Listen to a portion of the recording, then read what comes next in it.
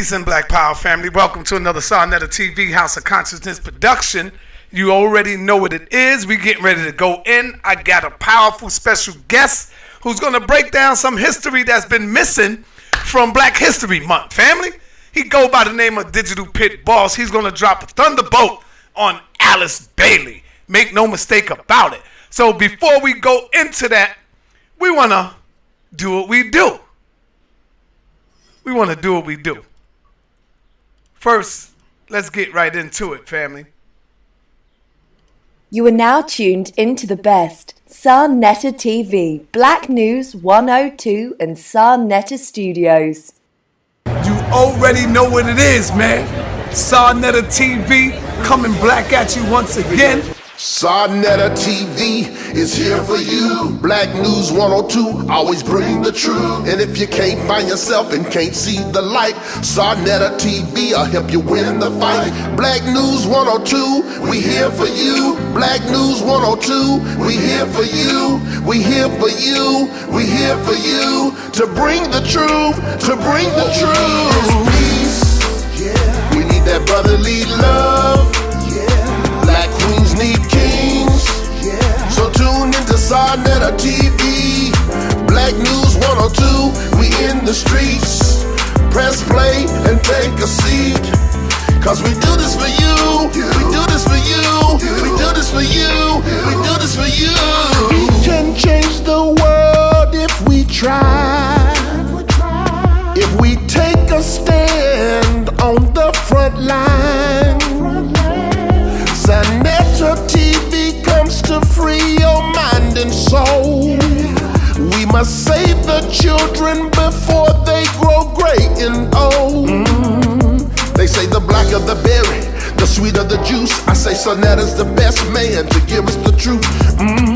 And that ain't no lie. He helped so many brothers rise to the top. So what you gonna do? Tune in to Sarnetta Black News 102. Coming straight from the heart. And it's all about you. It's all about you. It's all about you.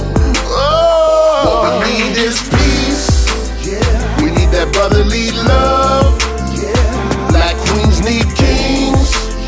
So tune into Sarnetta TV. Black News 102, we in the streets. Press play and take a seat.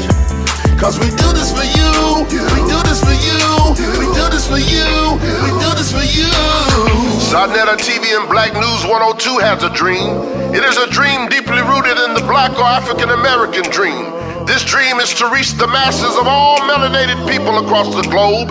In a sense, we have come to receive what is rightfully ours, our place in history, our place in this world, and our right to rise above the oppressor. Although life is dismal, we will continue to bring you stars of spiritual enlightenment and consciousness. Truth forever on the scaffold, wrong forever on the throne. And if that scaffold sways the future behind the dim unknown, stand of God beyond the shadow, keeping watch above his own. How long? Not long, I tell you. Ashe and Ashe, yay! What we need is peace. We need that brotherly love. Black queens need kings. So tune into Sarnetta TV. Black News 102, we in the streets. Press play and take a seat. Cause we do this for you. We do this for you. We do this for you. We do this for you.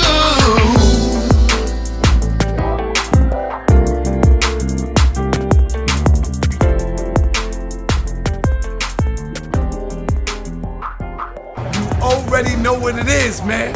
Sarnetta TV coming black at you once again.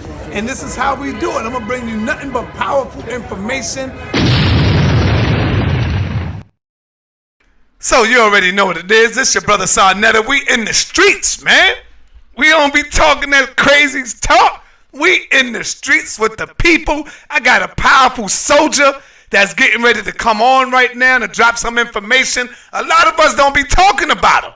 So I got my man, Digital Pitt Boss, in the building, getting ready to drop some fire for your ass. Make no mistake about it.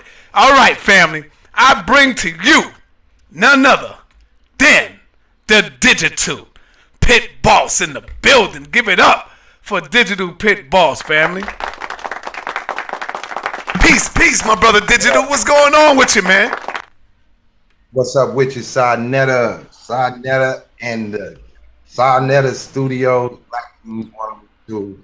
I finally made it in the building.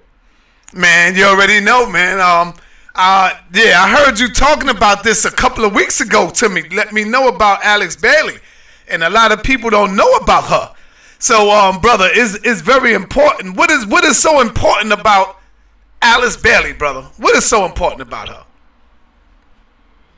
Okay, well, Alice Bailey, she was considered what you would call an occultist of esoteric information, information that is often considered. Hold on, I'm trying to down my mic a little bit. Okay, so she got information that is primarily utilized in what we call in the Kemetic community, the conscious community, but oftentimes it's not attributed to her information. Not that she's the originator of the information, but just like those who love the science of Kemet, I'm assuming she also loved that information because she really put a lot of that information into her information, and she set an agenda. And she set an agenda called Alice Bailey's 10-point plan. And in that 10-point plan, she had a means of destruction. And I felt like, this was a good subject for your platform, because recently the last of her agenda by President Barack Obama was signed into law, and that was signing homosexuality into law. This is one of the things among her 10-point plan. Your mic is going in and out. Let's try to get that correct, because you're about to drop some powerful information, and we need the people to hear this. Okay. Can you hear me better? A lot better. Let me turn up my game as well. Make sure we all in the game. Okay. Is that better? Yes, that's a lot better. Let's go. Let's get it. Okay. All right. So I'm going to take you back just a little bit on who she is. Just a quick narrative of who she is, how she came, and why I connect that and make that relevant to us today. So Alice Bailey was born in British England, white lady, and she created or became a part of what is called the Theosophical Society. She also, when she got involved with that, got involved with occultism. She also studied the Bible. She looked at the Gospels and found some information there that she had. Okay, I'm getting the feedback. It's throwing me off. Maybe it's my side. That's probably your gain. Oh, remember, you turned your gain up. Okay, no sweat. You can still hear me clearly? I hear you clearly. Okay, no sweat. I can handle it like this. Okay, so just real quick, when she came in the game, she was born in 1880. She made her way over here to America at about 1917. And then she started to join these various organizations. She went through a little struggle, at first. And then when she got her feet wet in the door. Hold up, Digital. One more. Can you go back? Again? You said she came over here when? She came over here in like 1907 when she first arrived here in America.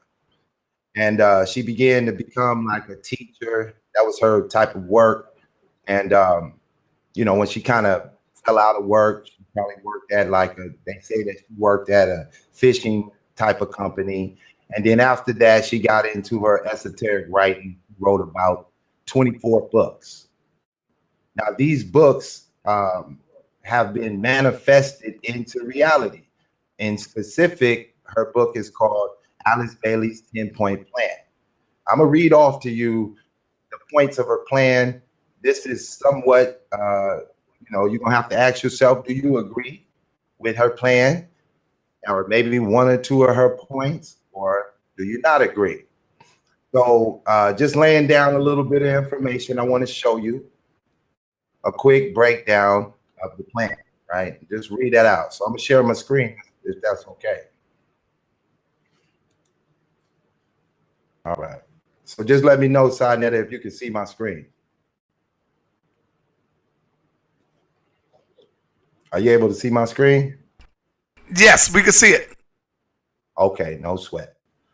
So I want to first lay down the main points of her plan, right? Now, she died around December 15th in 1949. And then in 1950, they released this book with these plans, and this was her agenda. Now, when she speaks of a Christ, she's not speaking about the mythical, as you guys put it, the mythical Jesus Christ of the Bible. She's speaking of an antichrist or someone that comes in the form like the Christ from the Bible story, but she gave him a different name. She called him the Tibetan, she called him Satan, and then later on, he had this Indian name, and I'll give you the Indian name as we go along. So in the first point of her 10-point plan, it was to take God and prayer out of the education system. So you got to remember that this book is being released in 1950. Now, in 1950, we had not yet really heard much from, let's say, a Dr. Ben coming with what you guys say is the master teacher of the Kemetic perspective. So all we have from deep research as far as Kemet and various things like that, we don't have the Ashwaubenon, the Phil Valentine, and all those other men who came forward to bring information. So all we really had prior to 1950 or prior to the Afrocentric movement in America, we had white folks that was putting information out based on Kemetic knowledge and science. And so with that, she developed this. And the first thing for her was to take God, prayer out of the education system. She said that you change the curriculum to ensure that the children are freed from the bondage of Christian culture. Why? Because children go to school to be equipped to face life, and they are willing to trust, and they are willing to value what is being given to them. If you take God out of education, they will unconsciously form and resolve that God is not necessary to face life. They will focus on those things the school counts them worthy to be passed on, and they will look at God as an addition if one can afford an addition. Now, mind you, at this very time that this book is being released, the NAACP, along with the civil rights leaders within that group and various lawyer organizations, are pushing to integrate our school into what we call Brown versus Board of Education of 1950. That would be just 4 years later after the release of this book. Now, the reason why I'm making those two connections is because if you want to destroy the Black community, you first got to take away who teaches their children. Because if Black people teach their own children, it's most likely they're going to give them information that they wish for them to succeed. But if you allow another group to teach your children, then you get the education for the direction that they wish for you to go. And so now, since the time of Brown Board of Education, our schools have been integrated. We assume that that would be better or higher level of learning. And here we are, 2017, and anybody can look around and ask yourself, are you happier with an integrated school, or would you like to go back to when your teachers was Black like you and had love for you like you? So moving on to the second perspective of her 10-point plan. It was to reduce parental authority over the children. All right, now this is affecting us to this day. If you harm your child a little bit too much, I'm sure when Sinetta was growing up, his mama would go outside and get that switch off the tree and take the leaves off of it, and he might get one. But if you was to do that today, you might have what they call DFACS, or the Child Protection Agency, at your door, ready to arrest you and take your child off into foster care. So she said, if you do this, you break the communication between the parent and the child. Why? So that the parent does not, do not pass on the Christian tradition to their children and liberate their children from the bondage of the parent's tradition. Now, remember, she's an occultist. She's looking for the return of an antichrist in the form of what she calls the Tibetan, or what we would deem like a Satanist in that aspect. And this is her way of breaking down the fabric at her time. Let's say she put this out or she wrote this in 1949. So this is her viewpoint towards Christian America, which at her time, her concern might be white Christian America, as Black Christian America wasn't that strong to be, putting any roadblocks up against what white folks wanted to do in America. So after the second point, and we could go into various points as how she figured that you could do that, abolish corporal punishment, teachers use them as the agents of implementation. That's where the Board of Education was necessary, that if people who think like her would become your children's teachers, then they could implement the ideas that they wish for your child to follow. So then in her third one, it was to destroy the Judeo-Christian family structure and the traditional Christian family structure. Now, why did she want to do that? She said that it was oppressive. This is also the narrative of the Hebrew Israelites, that Christianity is oppressive. This is also the narrative of the Kemetic community, that Christianity is oppressive. And this is also the narrative of Alice Bailey, that Christianity is oppressive. But this is not the narrative of a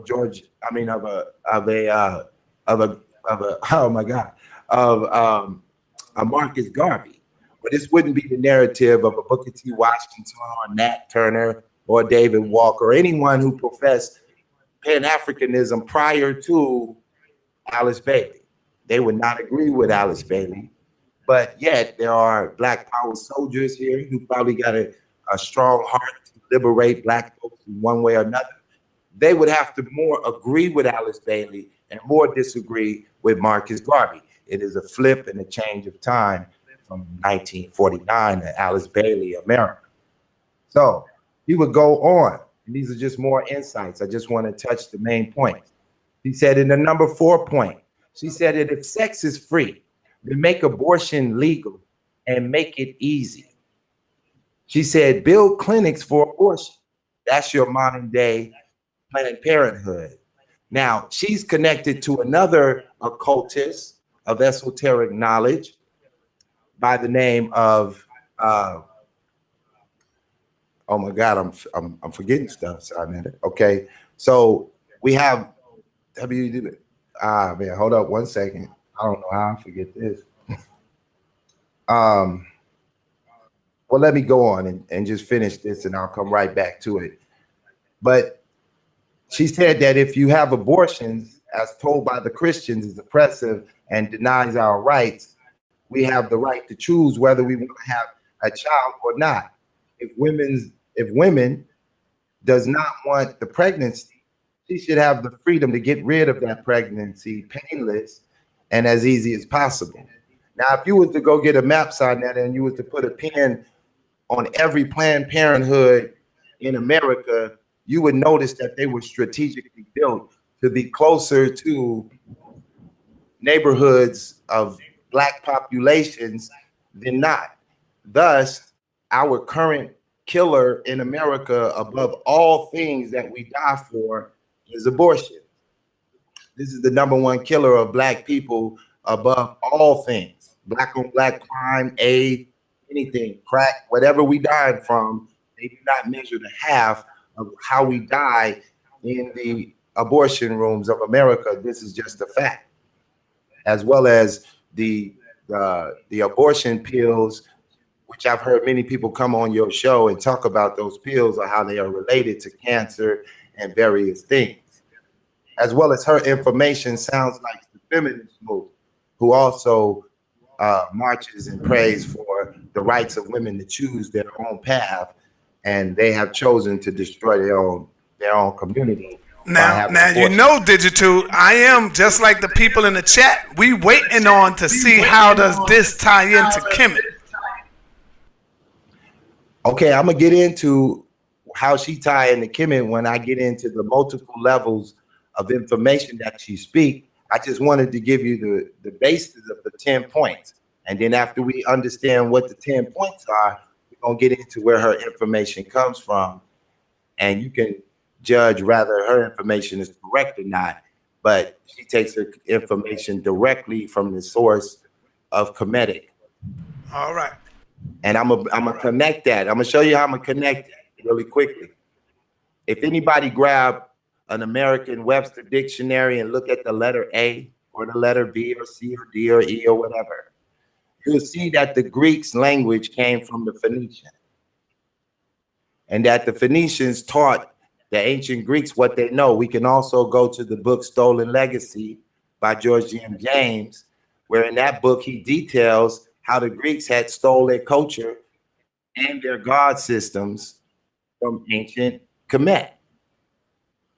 And then we can look at Washington, D.C., and we can understand that those Masonic orders and the various labels on the back of the dollar bill is stolen information. We can also look at the fact that they've stolen objects from ancient Kemet and dragged them to Washington, D.C., and they set themselves up a similar system to ancient systems of the past. So if they just be, a little patient, because this is a lot of information that they never talk about. And I've been in every chat room in the conscious community, from the Nile Valley room to the Kemet versus the Hebrew Israelites to the Amin Ra squad. I've been in every one of them chats from 4 years ago, and I definitely know what they talk about, and it's not that. So they just got to sit back and prepare for some new information. We're going into 2018, and we're trying to take the platforms all through the conscious community to a higher level. So you just got to be prepared to expand your information. So wait patiently. I know y'all want the hit rock, but the thunderbolt coming. So in the point number 5, she says, make divorce easy and legal and free the people from the concept of marriage for life. That's a definite fact in which we live in today. Her number 6 point was to make homosexuality an alternative lifestyle. The process of that happened in 1970. Umar Johnson often goes out speaking about the way that they're homosexualizing our children, right? But you have to understand where the source of that information derived from, that the reason why they're doing that to us today. And I'm giving you what you guys call that source information. And it comes from Alice Bailey, as she was the priestess of her day. So the next was the debates, art, and make it run man. Now we can obviously categorize movies, music, and all that as forms of art. And we can obviously see that those things are happening in Hollywood and in the music industry. The number 8, she said to use the media to promote the change of the mindset. And definitely we see that happening on the screen and on the radio and the various things. Same way why they won't broadcast Sonetta TV on Sirius Radio or some profile, higher level, platform. They're not about to let you just jump on there and push your agenda, as they want to control for their agenda. So the last one, or we got the last 2, she said, create an interfaith movement. Now, the Kemetic perspective or Kemetic reconstruction in America, that would be classified into one of those categories as a different interfaith movement, or any movement that has some sort of structure, to some sort of faith or inner sanctum. And then the last of the points was to get the government to make all these laws and get the church to endorse these changes. So with the last law that was implemented was homosexuality into the church. Now there's such a thing called the 501c3 that makes a church or an organization tax exempt. Like some of the men who come on your platform from their organizations that are government 501c3 groups, and they're forced to operate against the construct of a 501c3. So when they made the change to institute homosexuality as a legal law, those that would like to remain tax-free must abide by the rules that they legislate. And therefore, that's how we got to that point, to where the churches or organizations or camps are now endorsing, even though they may come out publicly, standing on the corner and say they're against it, but based upon the rules and regulations of the 501c3, should they violate that, the government could step in and shut down your camp, your church, your organization, your cult, your whatever you got. Should you go against anything that they got set up or what they're trying to accomplish. Now, your fan base said they want me to connect this to Kemet, right? That's what they're looking for, son.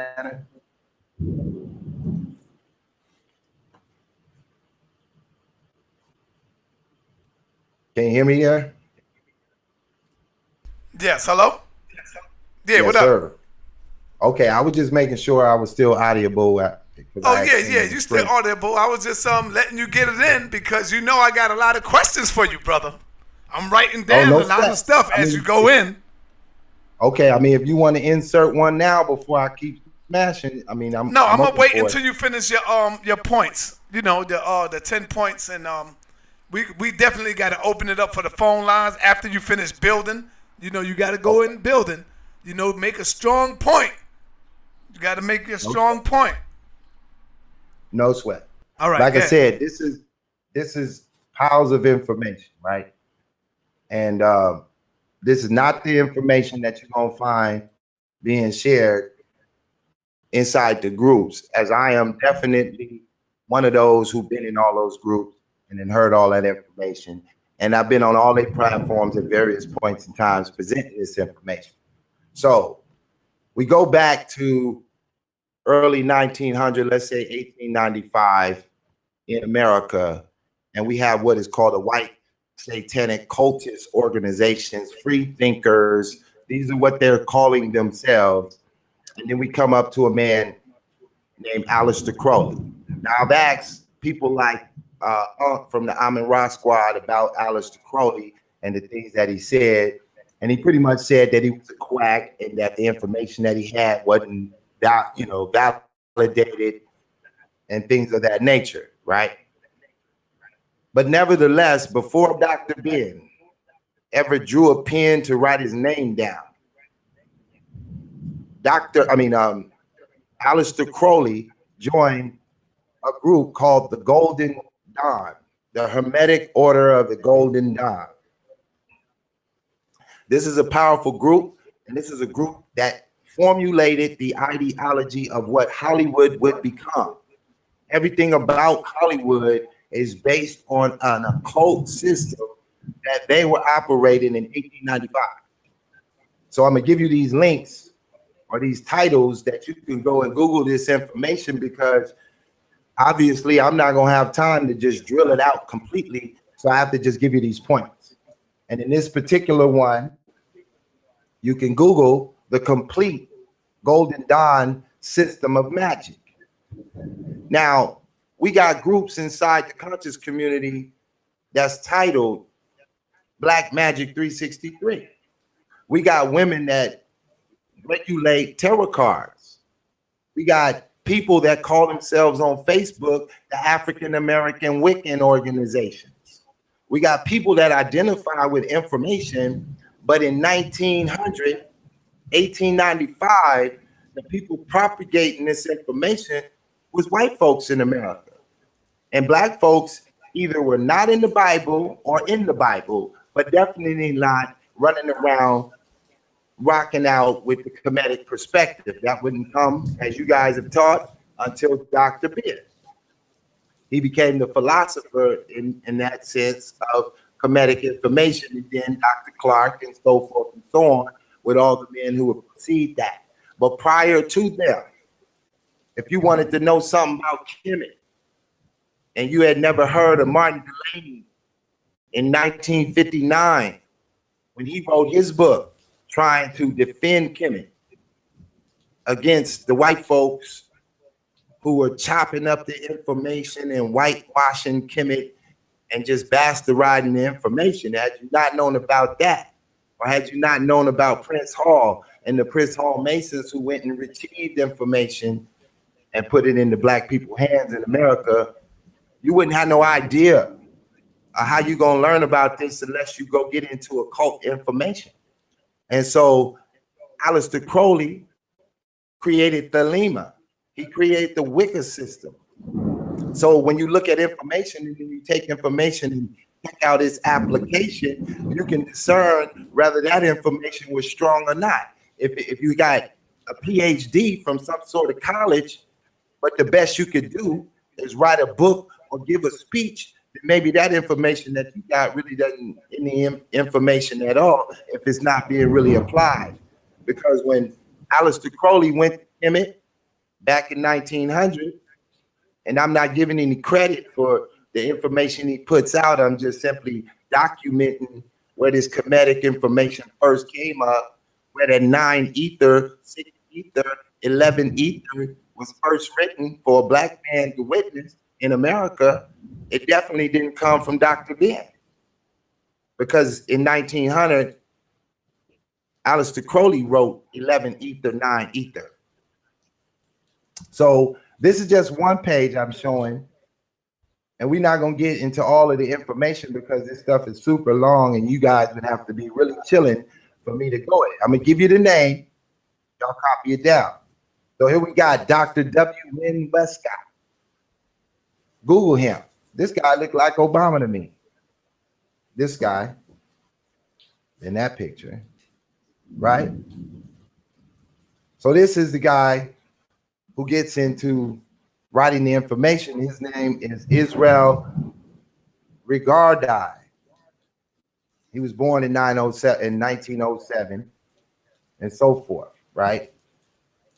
And though I can go in here and start reading information, which I'm going to read you some stuff, I just want you to have these as a note. I want you to see what various logos look like. The information contained in this book is the same shit y'all post. This is the stuff that y'all post. But if you was in 1900 and you wanted to be down with the Kemetic perspective, you would have had to go over there to Aleister Crowley because they was the only ones with it that had any real information to give you. And you could have said, yeah, this is my original information and I want it back. And you could have definitely went over there and did that. But you definitely wasn't going to go to the middle of Harlem and get that kind of information at that time. You would have had to go to them because at that time, they was the masters of the information. So here, they have depictions of the Christ and serpents. They have the 7 chakras symbolizing this. They got the star that the Hebrew Israelites rock. They got all the same information. And so they got the names of them. They got the God of Ma'at. So my question is, why does the Kemetic community's information replicate what they were doing, but yet they were able to build strong organizations based on this information that was duplicated by the Kemetic community? But I'm not here to bash you. I'm just here to put this information out there that you guys will talk about more than Dr. Ben and Dr. Clark, as though they were the only ones pushing this information. Because currently, you got Planned Parenthood in your neighborhood, and Dr. Ben didn't ask for that, but Alice Bailey did. And now it's a reality and it's killing you. And the reason why she did it is because these people taught her. And so, if you don't understand the white Satanists in America prior to 1950 or the arrival of a Dr. Ben's philosophy, you need to go research it. And I can also talk about what they thought about the Jesus Christ. They didn't like him much. They sound just like the Kemetic movement today. They didn't like Christ. Let me ask you. But they didn't. Let me ask you. Are you? Is because to me, and I know to the followers and the listeners, it sounds like you are putting down Dr. Ben and you are uplifting these crackers. That's where it sounds like to me. I don't know about nobody else, but it sounds like you're trying to downplay Dr. Ben information and knowledge, and you are exerting, bringing up the crackers, these wicked people. Now, you might not see them as wicked, but you know where I stand in Black News 102, brother. So you know if you come on my show with this, you got to get a reaction from me. I hope you know that, brother. Nothing personal. Sonetta, that's fair. That's fair, Sonetta. All right. So I didn't write this stuff, Sonetta. I don't hate Dr. Ben. I don't hate nobody in that sense. I just simply opened up a Google one day, opened up a book and read it. And my logical mind told me that Dr. Ben said this, or anybody. Sonetta said this on his information, and then somebody over here said the same thing. And now I have to go into the history. And then since I rep that Christian Marcus Garvey, RBG, pan-africanism, I got to look at the era when they lived, what was working with them and what was working against them. It's not about hating Dr. Ben. I'm not saying that everything Dr. Ben created was bad. I'm just simply saying that today in modern time, that the information coming out of the organization sound very similar to these people. The agenda of these people mirrors the agenda of the conscious community today. But I don't have to be mad at them to point that out to them. I'm just simply wanting an answer that I can elevate my mind from. That I can say, oh, are you familiar? I never really looked at it. Are you familiar with David Walker's appeal book in 1828? Yeah, he talked about ancient Kemet in 1828. Yeah, okay. I got information that I put on on David Walker. Let me show you something real quick, Sonetta, since you mentioned that, right?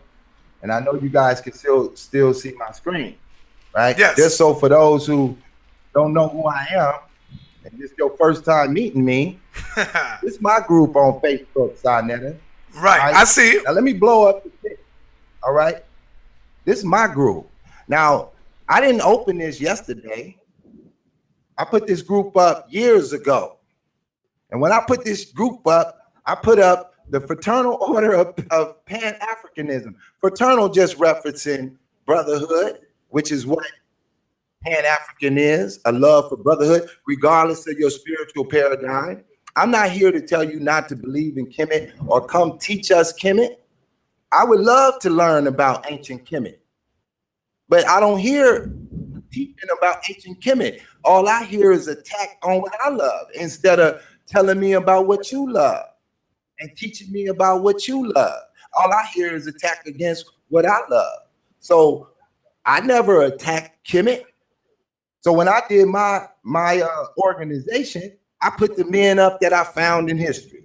I found Edward Blyden. I found Booker T. Washington. I found Marcus Garvey. Oh my God, I found Alexander Walker. I found Nat Turner. On and on. Now, David Walker is a staple in my format. I go from David Walker's appeal, and what he wrote affected Nat Turner in Jerusalem, Virginia.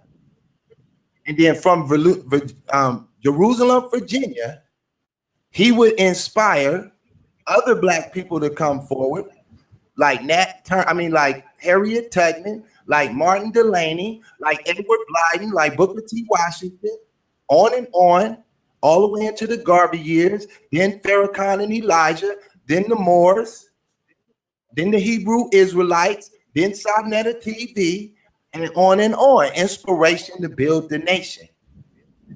But I've often said the realest shit happened in their time, because we ain't even close to a Black Wall Street, but coming fresh out of slavery, it only took them 30 years, and they was building a Black Wall Street. We've been in integration longer than that, and we don't even own the grocery store or the gas station or nothing. And we got billions of dollars in the rap game, and it ain't a rapper in the goddamn game that own the goddamn thing in the rap game. So what are we doing wrong that they did right? We don't want to scrutinize our master teacher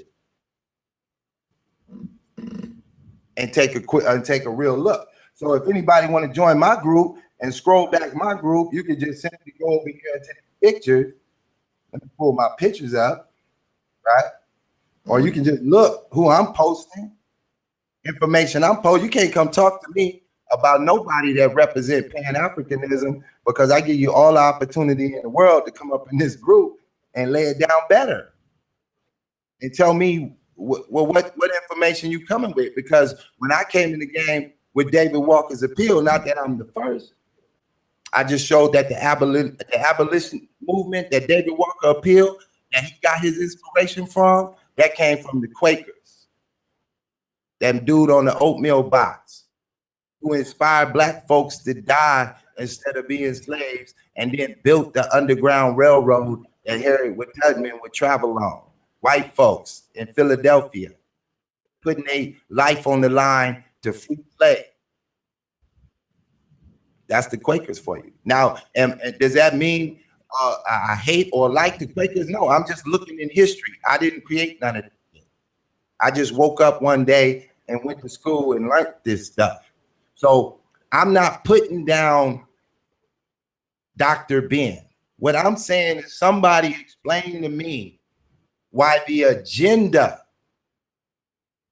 is parallel to Alice Bailey. That's what I'm saying, Sonnet. Okay, I hear you, my brother, and I'm gonna let you get I'm gonna let you get this off. But I'm just saying, to me, there's enough white people bigging up white people. I don't need to big them up. There's less white people telling our story. They're not telling the history of our greatness and our great people. They're not telling the story of all the brothers that you had up on your post. You see what I'm saying? You get what I'm trying to say? I can't waste my time trying to find out what this white woman was doing after we find out what we were doing. We got to recover our history first, because even if they try to attempt to teach our history, we got to really examine that. We can't accept their way of what they coming at us with. We got to accept it for ourselves, and we got to rewrite it, because they stole it, they corrupted it. So just because it's coming out their mouth don't make it pure. We got to analyze it and rewrite it and then give it to our people. And that's what Dr. Ben had to come along to do. That's what Dr. John Henry Clark had to come along to do. This is what Oshawa Kwesi and them had to do, because they corrupted it. Yeah, they was living on the planet before Dr. Ben and them. But goddamn, if they were so right and exact, Dr. Ben would have been writing books and quoting them all through the book. So he had to take and give it back to us in the pure form, because these bastards lied, stripped us of a thorough knowledge of self, corrupted the information, and tried to give it to us just like they did with the Bible. See? Just like they did with the Bible. They would take out what they want to take out. That's why they still didn't give you certain parts of the Bible, my brother. I know you love the Bible. And there is a lot of good information in the Bible. But guess what, my brother? Where are the lost books? And why are they lost? Why did they take them out? What are they trying to hide? See, that's what the Bible believers should be trying to get, because it might direct you right back to that black woman, right back to ancient Kemet. You know, they was definitely hiding something that they don't want the people to see. So that's what we should really be trying to get, them lost books. Let's get to that. So go ahead, my brother Digital. I'm listening to you. Okay, no sweat, Sonetta. You make a soft point. So now, so you say about a lost book, right? And you say that the Bible is written by a white man, right? I mean, that's the narrative. I'm not saying Sonetta is making that statement. I'm just saying that's some of the narrative that we got to deal with. That we got to. This is what I'm saying, right? My brother. The Bible that we see today, the Bible that we are reading today, yes, it is indeed written interpolated by the white man, because we are not reading the original script. See, the original script was written by our forefathers and our foremothers. That's what I'm saying. But the Bible that we are reading today, the King James Bible, all these Bibles that you see, they were interpreted by the white man. The white man had his fingers and paws all through it, and we cannot deny that. Okay, so now let me ask you this then, Sonetta. Have you ever heard of a text called the Periplus? Ever before brought to your platform?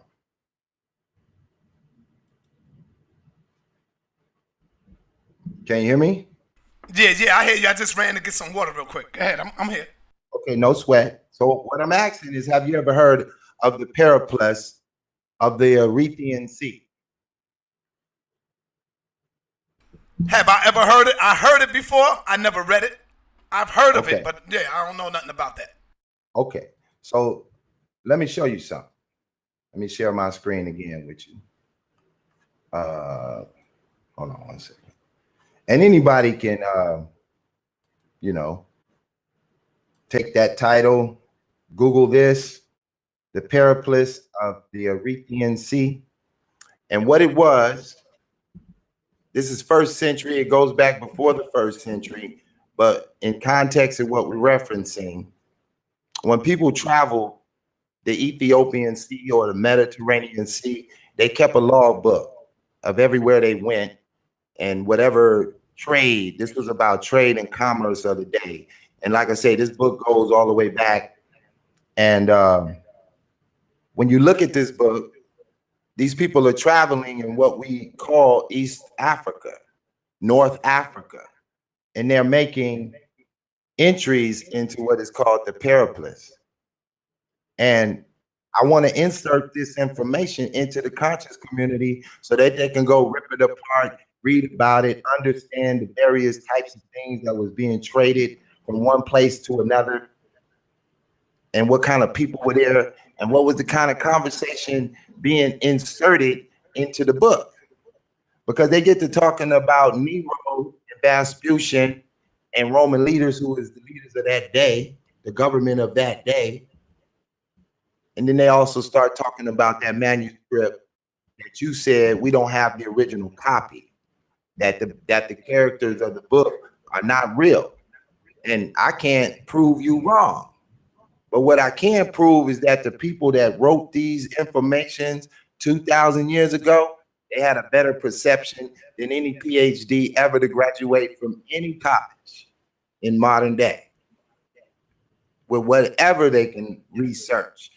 These people were putting entry marks into this Periplus. And they gave accurate, some of it wasn't always accurate. It was compared to other notes. But I heard on your channel that you got to triangulate information. And so you have to look at information given from multiple sources to derive what seems to be the truth of the matter. So while we trying to figure out if this was real or that wasn't real, which is probably good work to do, what we're not doing is understanding what the enemy doing. And what the enemy is apparently doing is putting subliminal information into your kids' cartoons. And they then invaded your community and took over your economics. And while we sitting here fighting each other about what paradigm you believe in, they didn't waste their time doing that. They just put out magic to confuse you. And now you telling me, Sonetta, that we're not supposed to scrutinize the information and compare it to what we do today? No, hell no, brother. Nah, I agree with you. We do pose to scrutinize the information. Yes, I do agree with you. But this is what I'm saying, brother. Even in your scriptures, which one of your prophets learned all the wisdom of ancient Kemet? I want to hear you say it. Who went to Egypt to learn? Moses. So if your Bible, my brother, he was in the city of God. Hold on, check it out. If your Bible in his own words, is telling you that Moses had to go to Kemet, to Egypt, to learn all the wisdom. All of the wisdom. They didn't say some of the wisdom. He said all of the wisdom. So if he had to go to Kemet to learn the wisdom, brother, what does that tell you? You got to come out the Bible, go into Kemet, and get that real knowledge. That's what Moses had to do. Why you think he came back up with 10 commandments? He came out of Kemet with the 10 commandments. It was more than 10, but he said, you know what? We can go by these 10. According to the story, we're going to go by these 10. I'm going to bring these 10 back to the people. You see? So Moses had to go down in the Kemet to get that real, pure knowledge. This is what your God is telling you to go, my brother Pitt. He's telling you to go into Kemet, but everybody fighting Kemet. You fighting it. We're not fighting Kemet. We love Kemet. That's not the fight. The fight is words that are spoken, and in describing the word, words have one of two effects that we are fighting, Sanetta. We are fighting words that either build or destroy. If you say something, Sanetta, and tomorrow something destructive occurs because of what you said, that's the power of the word. So everybody who puts forth knowledge, Kemet, the Hebrew Israelites, the Christians, whoever put forth knowledge, once that knowledge is put forth, that knowledge either builds or destroys. They describe that as white magic, black magic, not in reference to skin color, but just in reference to effect. So if it has a negative effect, it's destructive. So now we look at all information. And when we get inside of Kemet, we learn that Kemet taught a people and had a grandchildren, if you want to say, called the Phoenicians. And the Phoenicians became master boat builders and controlled the Mediterranean seas and everything on the maritime sea. And then they went over into Greece and started teaching what you would call white folks or whatever name you want to give them, and then help them build a language that built the city called ancient Greece and brought them into power. And then they took a system and implemented it and put that to work on you, your own information. They're working it against you. So Alexander the Great walks up inside of Egypt years later, hundreds of years later, and he here to dominate this place. And he dominated it with the same information. He got the same God system.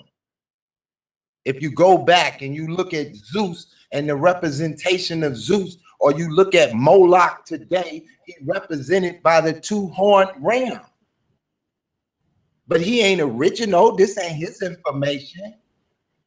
But somehow white folks can take black folks' information and use it better than them, and then control them and enslave them with their own shit. Now, if we don't put on the table the type of shit they teach in their strongest organizations, which we could call Hollywood, and I can come back on your show and tell you about the Kodak Theater on Hollywood Boulevard and Highland, and we can get into the Babylonian system that they drew on the walls and the black magic of Walt Disney, and we can keep getting into this information, and we can look at the effect of Hollywood or look at the effect of the conscious community and tell me who put the crack in your neighborhood and what kind of magic was he using. Or we can sit here and play games with ourselves and try to protect some shit that ain't got shit to do with us, when we, as pan-Africans in America, built the coolest thing ever called Black Wall Street. We built the first car called the Patterson car. White folks was in horse and buggy, and we riding down the street in car. We made that light bulb stay burning with the filament. Now, how did we do all of this amazing shit? We used the stem. We use ancient Kemetic knowledge called science, technology, engineering, and mathematics. Now tell me which one of your famous master teachers teach the STEM program in any book they offer. Tell me which one does that.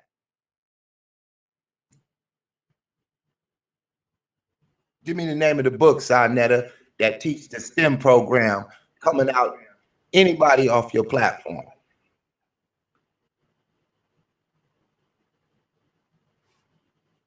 And this is not a disrespect.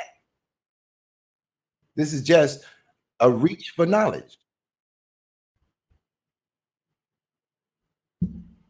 So I see E41 in the chat room talking about who he say? Let me go back. He said Dr. B ain't talk nothing but the STEM program. Put the title of the book. He wrote 49 books.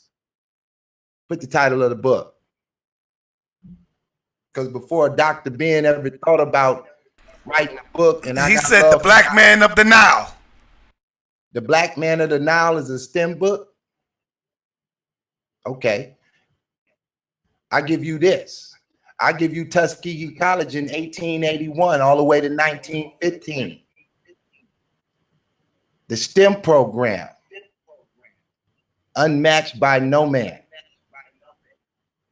And how are we forgetting how we built nations? Even if we go back to Africa, in any nation, under any paradigm, if you want to go back to the Muslim,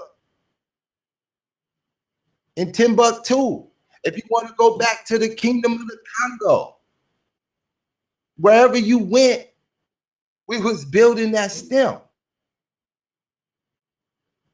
But for E41, faking and shaking in the chat room, try to act like he real with it. Stop it, man. I don't want to go in on you today. This is about a whole different topic. I'm here to try to build with you, not destroy what y'all niggas is doing. It's all good, my man. Shit, if you could bring some powerful information, it's good. It's all good. All I'm saying is I'm putting on the table a conversation I can't get in the room. I've been doing this, Sonetta, since you created the Kemetic versus Hebrew Israelite chat. Not that you made the chat room, but they created the chat room because you created the debate. I go back to Dwayne being Shaka Utmost's chat room monitor. I go back when Garfield controlled 8 chat rooms. I'm not new to this, been true to this.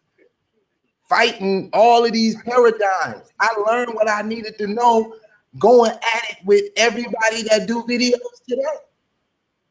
Before they was doing YouTube videos, when it was just Side of the TV really going hard and everybody else was in the chat room on a thread for 8 days.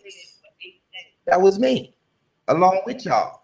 I seen everybody's paradigm come to YouTube, and you wasn't talking no new shit. You was talking about something you was talking about in the chat room a year before that. Let me ask you, my brother. What do you think about all the different takes? Like, for example, I had Israel Doctrine, I had Lex Vortex, I had G Consciousness, Divine Prospect. And they are all Bible readers. They all read the same Bible, but they was coming with different stuff. One said God was a liar. Another one taught that God wasn't perfect. Another Hebrew taught that you don't have to accept and believe in the whole Bible. You just got to believe in Christ, and you can throw all the rest of the shit away. That's what they was teaching. So when you look at that, brother, what is your take on that right there? When all of them teach from the same book that you read?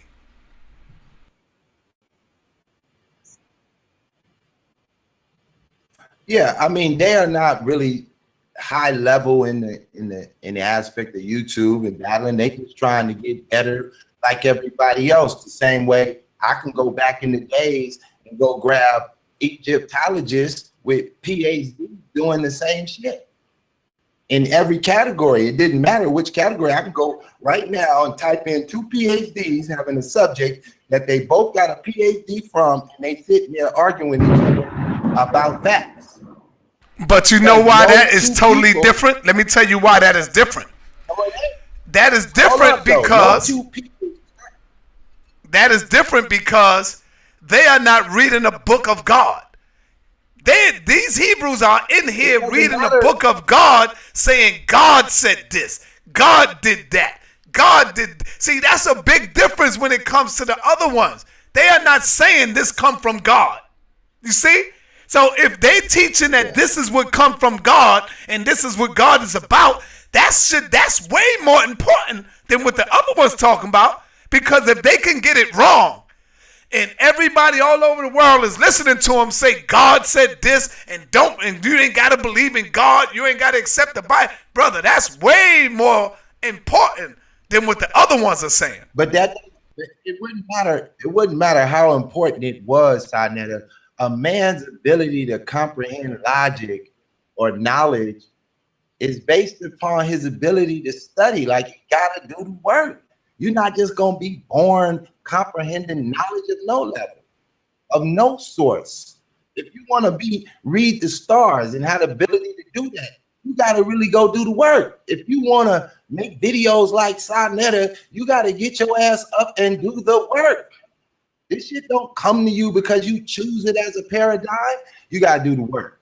So just because they don't have the ability to comprehend the information at the same level as, let's say, ISUPK or whoever is out there, TD Jakes or whoever dealing with that Bible and have their perspective, because we all have a perspective to knowledge. But then when you know that the knowledge is real is when you see that knowledge implemented. Applied knowledge is the only knowledge that you need to know, because what you don't apply ain't worth a damn. Whether it's the truth or the untruth, if you can't apply it and make it effective in your life, who give a shit if it's truth or untruth?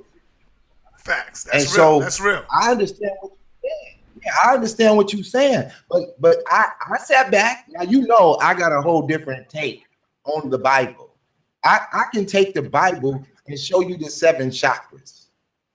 I can take the Bible and show you the same colors that you use for the 7 chakras, the Bible used for the color of the rainbow.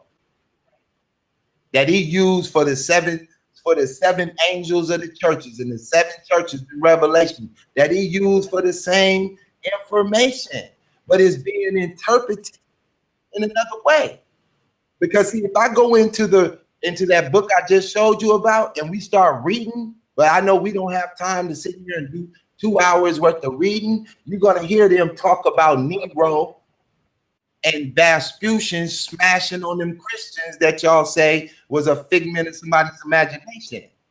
And you're going to hear them talking about Pliny, the elder, referencing this information. And you're going to get into understand that in the 1st century in Kemet, with the Kemetics, I don't know if they thought the Bible was their information and they took that shit back, but they started building churches and shutting down temples. And every time I see Dr. Ben or Dr. Clark or Ashwakwesi or Jabari go back to Kemet, I don't never see them show me a temple in operation. They always go back and show me a relic. Not to say that I don't want to see the relic. I want to go to Kemet. I want to go down the Nile. I want to see the greatness of Kemet. But tell me, if it's so great, why they ain't going back and walking inside of a Kemetic temple, practicing the information in operation? And why they don't never show me the Coptic Museum?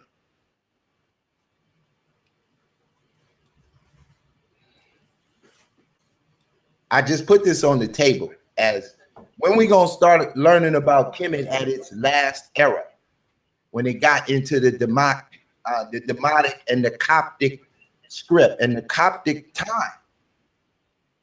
Egypt didn't end when the Greeks walked in. Egypt didn't end when the Romans walked in.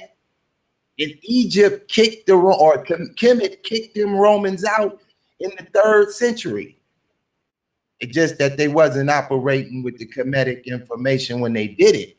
And I would rather have the Kemetic scholars that went and got the PhD to come tell us about it, rather than have to hear G. Conscious try to go into it and talk about dung beetles or whatever he working with. Give me the people who love it. But see, I listen to them carefully down there. And when they get to talking about Kemet, they don't want to deal with the first 3 centuries in the AD period. Because when you get into that point with the Kemetic information, they not rocking with the ancient Kemetic system. They still using the science. They still using the astrology. They still using pertinent information. But that spirituality level, that metaphysical level, they switched that because the Romans had that same system and the Greeks had that same system. Unless you gonna tell me that George Jackson's book, Stolen Legacy, ain't no good. Let me ask you a question, my brother. That away. What original language that the Bible is written in? The Bible would be written in Hebrew. And so that is the original language. The Bible is written in Hebrew. Well, they have a pictorial language, and then from the pictorial language, it gets into more a script. But the very first language was pictorial, like most of those languages and scripts and all Semitic. What about scripts. Greek? What about Greek and Hebrew? Greek and Hebrew. Well, the Phoenicians wrote the Greek. So now what was the Phoenicians writing? They knew all the hieroglyphics. They knew all the Hebrew. They knew all everything. They was the masters of language. And so when they developed that, I would just say that, they didn't even call themselves Phoenicians, but this is the word referred to them that stuck to them. But nevertheless, we call it, your child hooked on phonics. When you be like, oh, my child hooked on phonics. They talk about your child hooked on them Phoenicians because them Phoenicians gave us this modern Western world, this modern Western culture when it comes to everything in it. Okay, now the reason I asked you that because I'm gonna ask you now: do you read Hebrew? Do you read Hebrew? I don't read it as in fluid, but if you give me a Hebrew text and you want me to convert that to English for you, I can go get it done myself with the tools that I have available to me because I have a STEM-based education. But as far as me speaking it fluently, there is no need. So guess what, my brother? Guess what, my brother? Here's the deal. We finish this way. Because none of the Kemetics in America speak they shit fluid. None of them. Reggie can't do it. That shit, your boy was talking Hekru the other day. He got a couple of one quotas. He's not about to go to Africa and have a conversation in that language with nobody.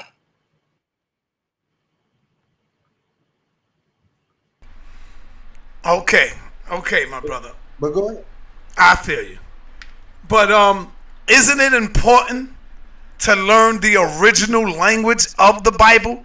Because it is different in English. You might be reading something totally different from the original text. Like, for example, if I was to say something to a person and they translated 100 people downhill, by the time it gets to the end, it's twisted.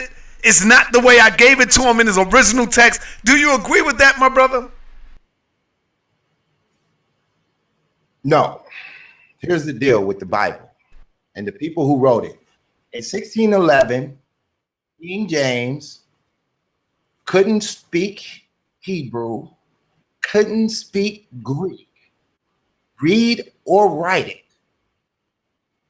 And he called upon the masters of his day in his region to go get everything that they can find and put that book in the King's English. He was separating powers at the time, and he needed that book. And so he had them sit down for 7 years and write that book into the the 1611 King James English. And when they covered them texts, they had to know 4 ways to understand what the text is saying. So I got them on the screen for you. This is the Pardis, Jewish exegesis. It's how you exegete the text in the aspect of understanding the writing. There are 4 ways. The first way is called the Peshat, and it's the surface, and it's the straight or the literal or direct meaning. And you got to understand if it's speaking to you in that way. The next one is the Remez, and it's the hint or the deep or the allegory. The reason why you hear a lot of Kemetic saying the Bible is all allegory. It speaks in an allegory way sometimes. You got to know the difference, right? So then the next one is called the Darash. And from Hebrew, it's called the Darash, right? I'm sorry why my shit flipping. Okay. So the next one is the comparative, where sometimes the Bible is being comparative and trying to give you the meaning. It's comparing something to another. And then the last is called the Sar. And that's the secret or the mystery or the esoteric or the metaphysical meaning. That would be prophecies in the Bible. Because if you're going to say something that ain't happened yet, and it's got to be metaphysical, it can't be physical. What you're speaking of at the present, it comes from a metaphysical mind. Now, I hear the same information being taught from the Kemetics. They have all 4 ways of communicating the Kemetic information. The same 4. But none of them are prolific at it. I can give you 100 men in America who use the Bible to crack a white boy head and shut him down. Now give me one who used the Kemetic information to run up on these white boys.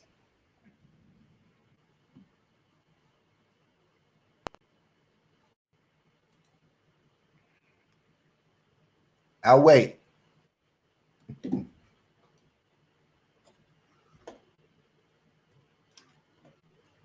I guess Sonnet is at the bathroom. Let me keep the party cracking.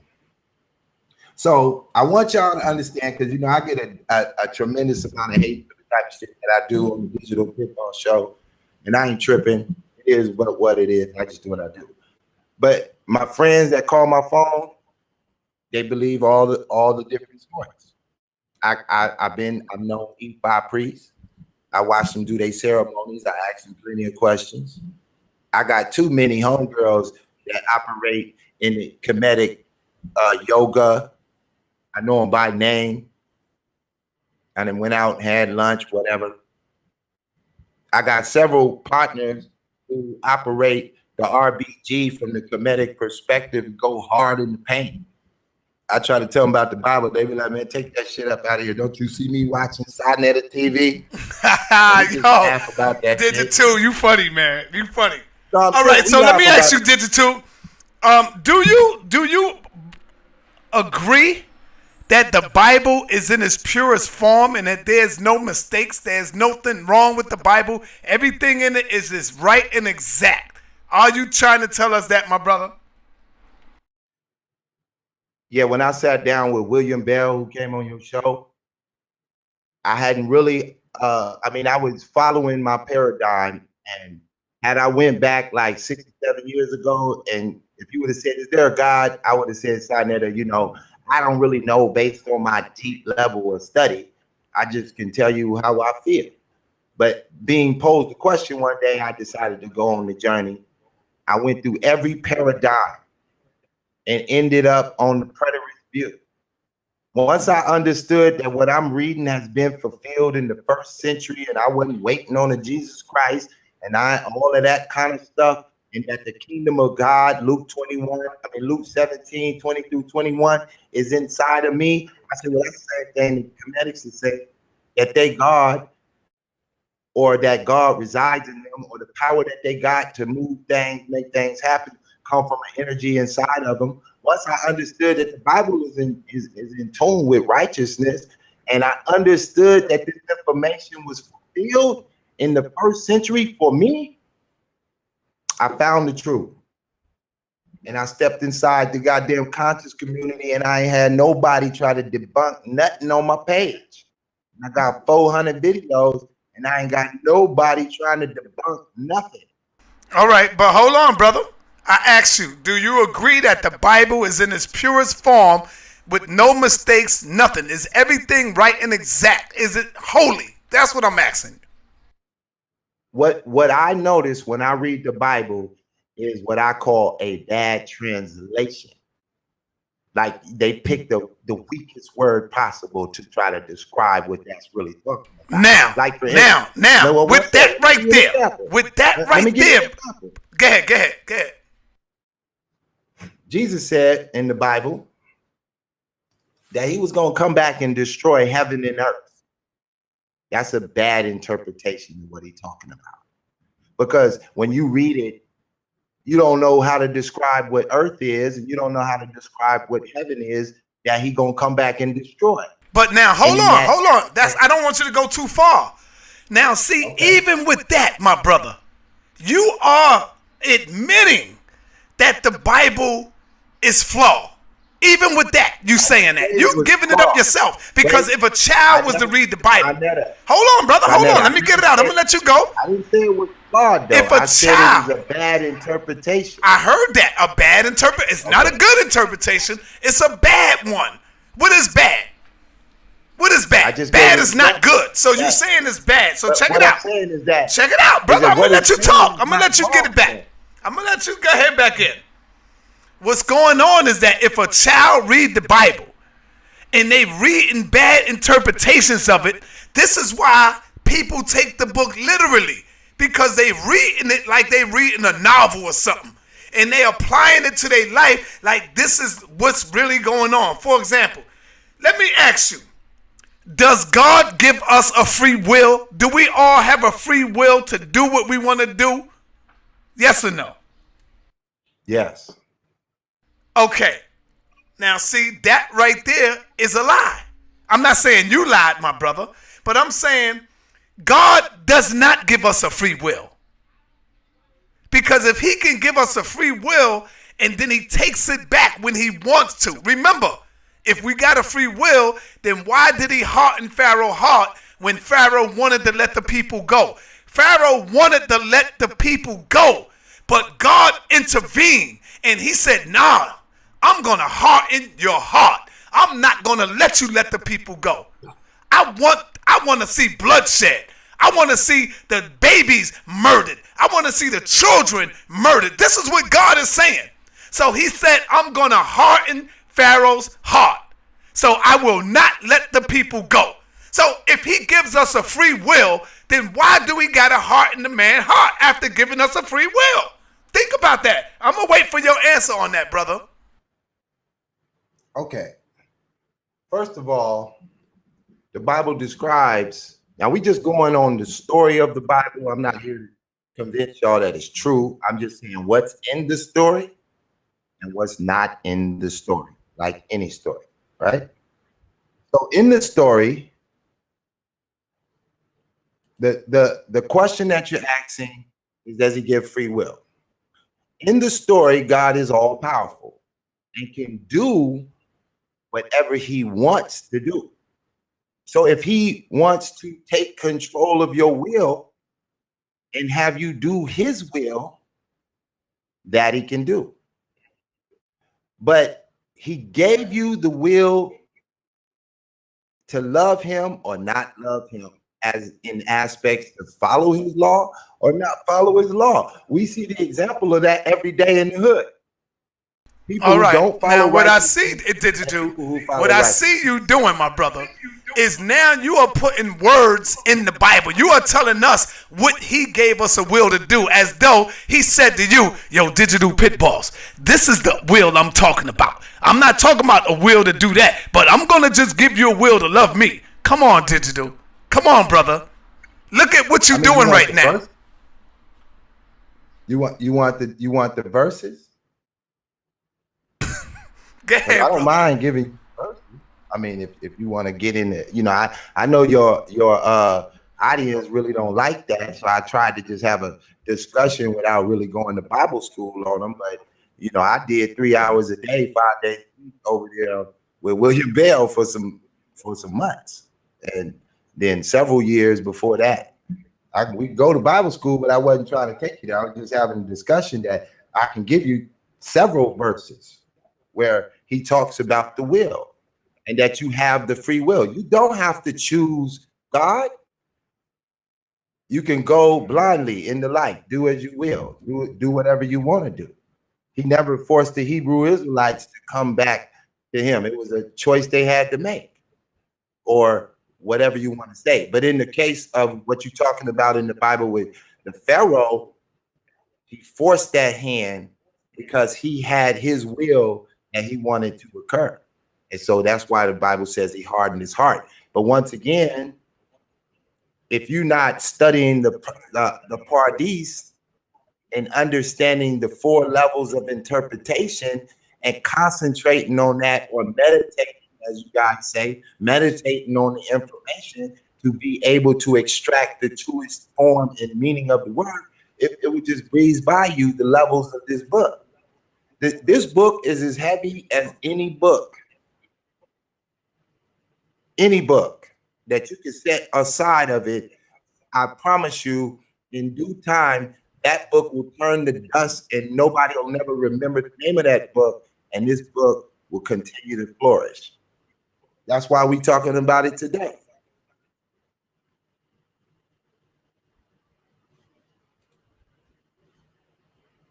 I'm listening. I'm here.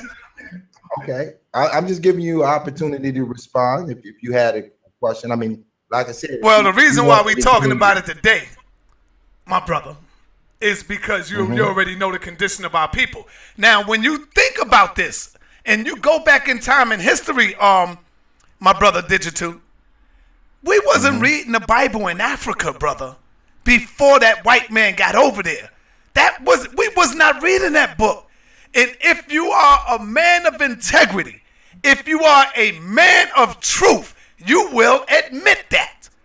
You will admit it.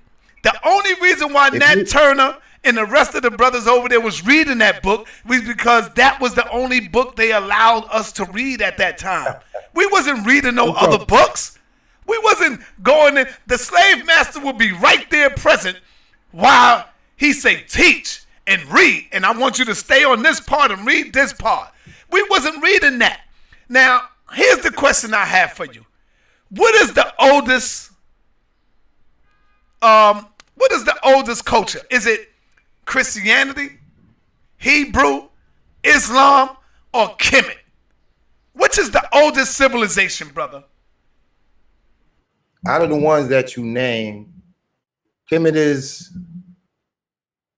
old as some of the other systems. But remember, you put a city alongside, like you made Christians as though they're, a people in the aspect of, that's a faith. Or are you asking me which is the oldest faith? Yes, which is the oldest? Which is the oldest? Okay. So according in terms of our practices, talking about our deities, in terms of us building civilization, what is the oldest, brother? Okay. In simple form, I'll give you Kemet, right? Hold up, you said Kemet? Yeah, I'll say. Well, we Kemet, do know Ethiopia, but the reason why we go to Kemet is because that's where we left a lot of the signs at. But we know Ethiopia is older. We know that. But yeah, let me say this now, Sarnetta, right? Okay, so if Kemet is the oldest, and we know that they were just a colony of the Kushite Empire, as we got the book, The Wonderful World of the Kushite Empire, written by one of our Christian soldiers back in the day. I'll give you that book. But I want to say this then. Should we throw away George G.M. James, the PhD out of the University of Arkansas, in his book, Stolen Legacy? Because that's like a favorite book of the Kemetics. Would you count that relevant information, or should we throw it away? No, we can never throw it away because they have a lot of good information in there. A lot of good information in there.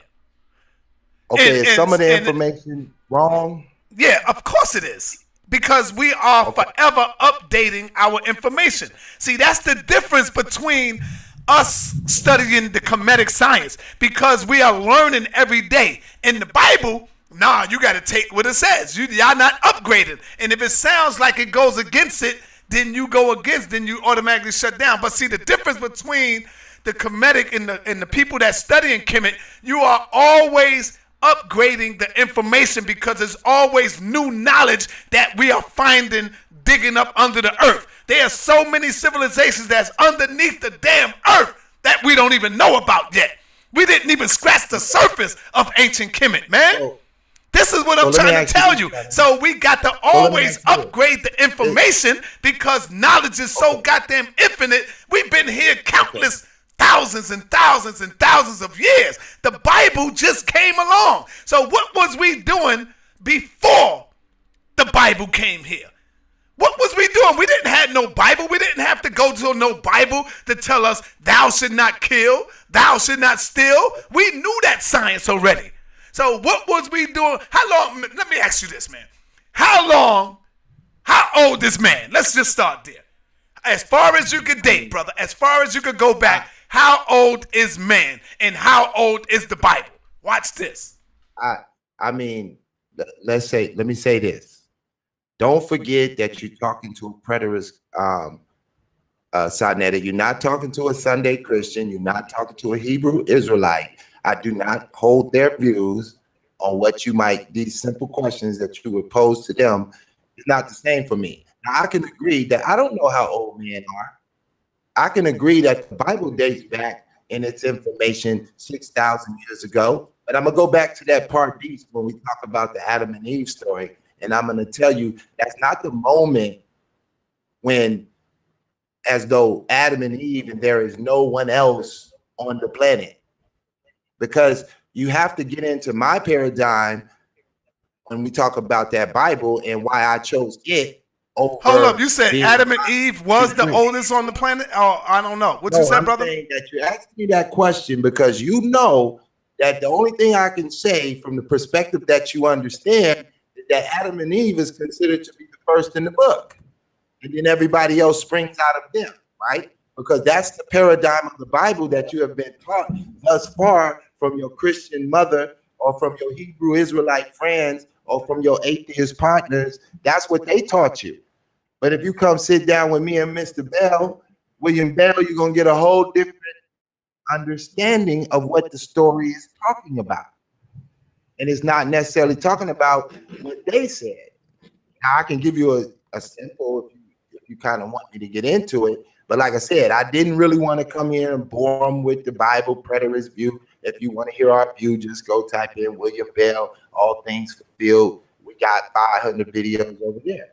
No, I'm just asking you these questions, my brother, because I see you be going in on your channel, and I would like to get, I want to get it out of you, the information, so our people can really hear a real, do you consider yourself a Christian or an Israelite or Hebrew? What are you? Okay, let me give it just from the perspective of Jesus Christ in the Bible. And I'm just using Jesus Christ because I want to talk to your Hollywood fans. I want to talk to your conscious community because you seem to have Hollywood looking at you. So they looking at us looking straight crazy. So I'm here to clear this shit up for you. You feel me? So I'm just saying Jesus Christ. I can say the Messiah. I can agree with you.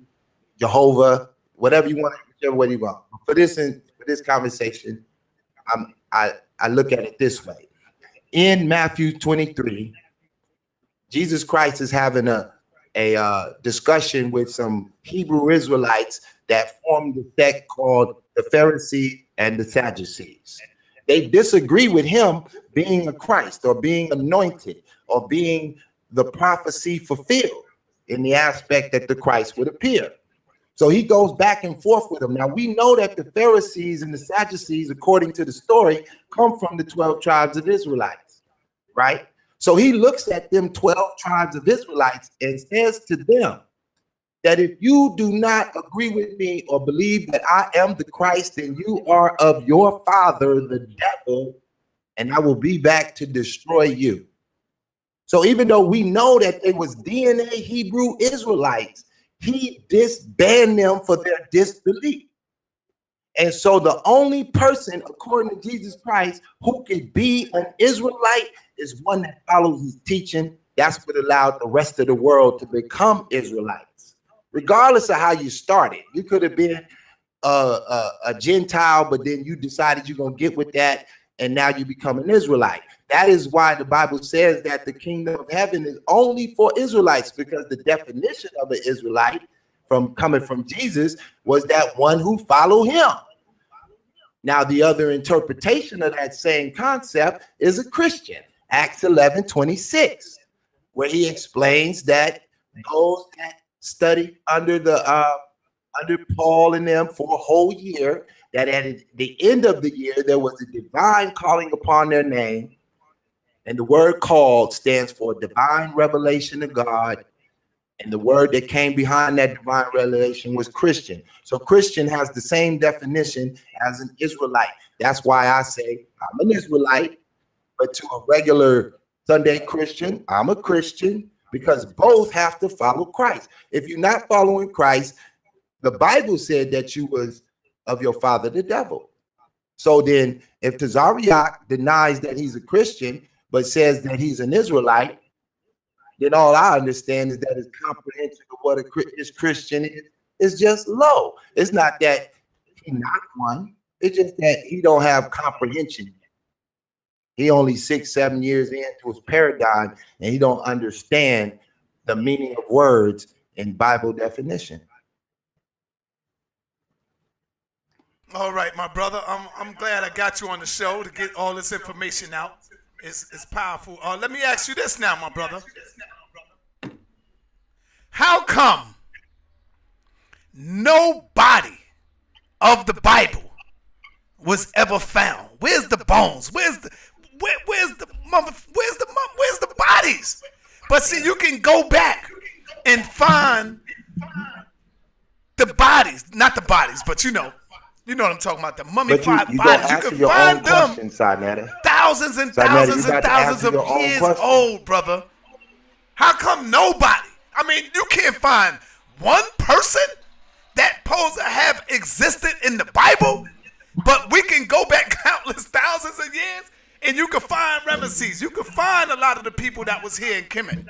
How come we can't find not one person in the Bible, my brother? Answer that for me, Digital. Okay, right. So they say millions of slaves came to the Americas. Where they at? Where they at? Brother, hold on. Let me tell you where they at. You don't know where they at, brother? There's a place in New York City, and it's called the African Burial Ground. There's another place in the Atlantic Ocean where a lot of them jumped overboard and killed themselves, grabbed their babies and died. And a lot of them died right here on the soil in America. What you mean where they at? No. They not living forever, but they have. Yes, go ahead. Listen, I'm not saying that they didn't come over here and that they wasn't here. What I'm telling you is that at that time, those that was responsible for the burial, you just didn't get that kind of respect. Sometimes you got a burial ground.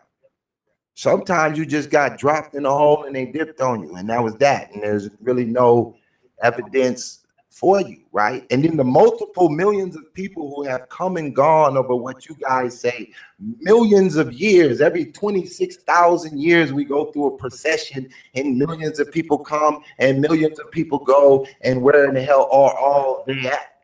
Well, the thing about the Bible is back in that same chapter, Matthew 23, also explains that these people are they're taking the dead and glorifying death. And he don't want them to do that. So in their culture, they're not to glorify death. So you're not going to get all of these fantastic spatulas and graveyards that we do today in modern America. It was doing at that time. Brother, so come on. Hey, come on, brother. You don't see what you're doing, brother. You making up a lot of excuses for. I'm just telling you what I could prove out the story. I can't go beyond the story Sarnetta. You know what the Hebrews, I think I only- asked Captain Tazoriak that. No, it was Daniel Allah. You know what Daniel Allah told me? His story was the Most High had risen them up because they didn't want to be looked upon as mockery like they was doing the Egyptians. So the Most High raised them up and lifted them up unto the heavens. This shit is getting crazy, bro. Now you saying some other stuff, you know? Well, Sarnetta, you the one back about 4 years ago decided that you was gonna go entertain the Hebrew Israelites because they was interesting, right? They only really formulated, they saying 1969.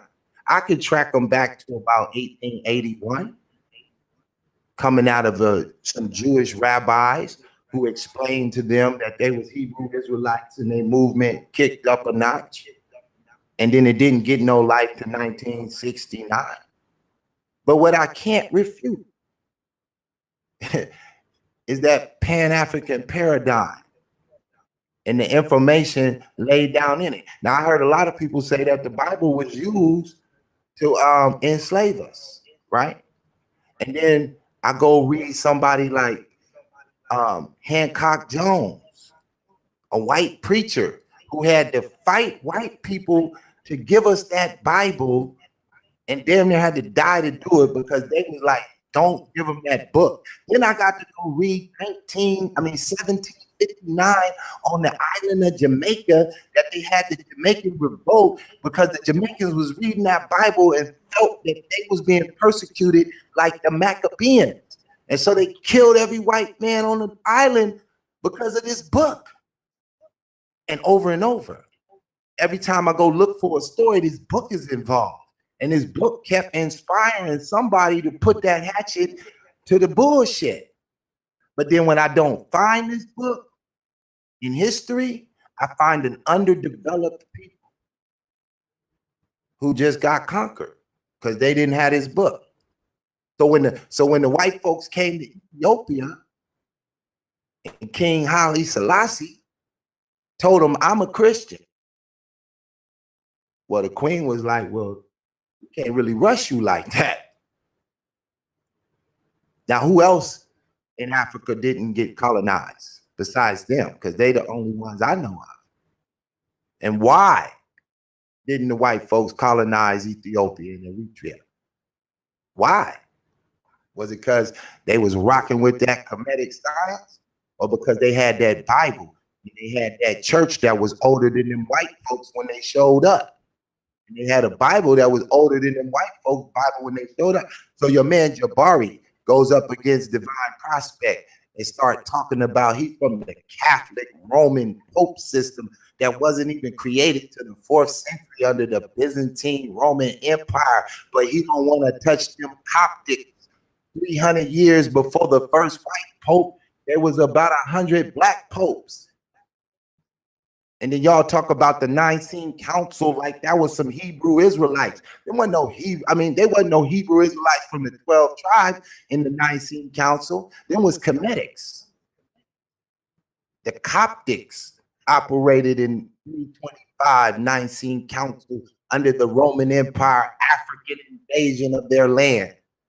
Yes, and I dropped my brother. Can I get you to turn to 1 Thessalonians? No 1 sweat. Thessalonians, verse Am I on 5. the screen or are you showing my screen? What's going on? No, you showing your screen. You ain't never Okay, you can still stop see my sharing your screen. screen. You should stop sharing the screen Okay. so we can get back to Okay. you. Can you get Let me see, 1 Thessalonians 5:21? Okay, my screen is not shared, but now it is. Now I stopped sharing it. Oh, So- no, it's still sharing. Let me see. It might take some time to get off. Okay, it'll take time to get off. Okay, no sweat. All So you right. want me to go to 1 Thessalonians? Yeah, go to 1 Thessalonians 5:21. Okay. 5:21. Yes, sir. And your All right, screen is still sharing. Damn, you might have to go out and come back in. so Okay, we I can can see do you. that. All right, hold up. I want to be able to see your face, man. You know Yeah, what I'm I'm saying? about to cancel this out and come right back in 2 seconds. Hello? Yeah. All right. All right.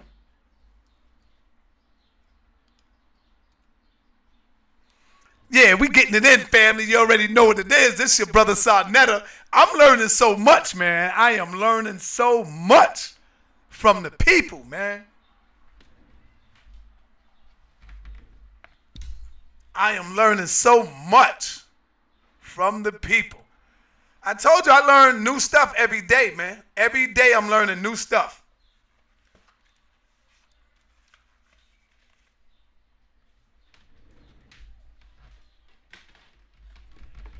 Later on today, I'm supposed to be going out to meet Grandmaster Flash and the Furious 5 MCs. That's going down. And I think they got one of the members from Funky 4 plus one more. And they came here while they in New York. They want to talk to their big brother about Bambaataa. They said they got a lot of information on Bambaataa, man. So I'm going to let them brothers go in on that. That shit is going to be crazy. That's at 8 o'clock. I'm going outside. We're going to meet up in the park. Grandmaster Flash and the Furious 5. And then I got one of the brothers from Funky 4 plus one more. And we just going to get it in. That's going to be powerful. I'm looking forward to that. So I'm going to bring it to you.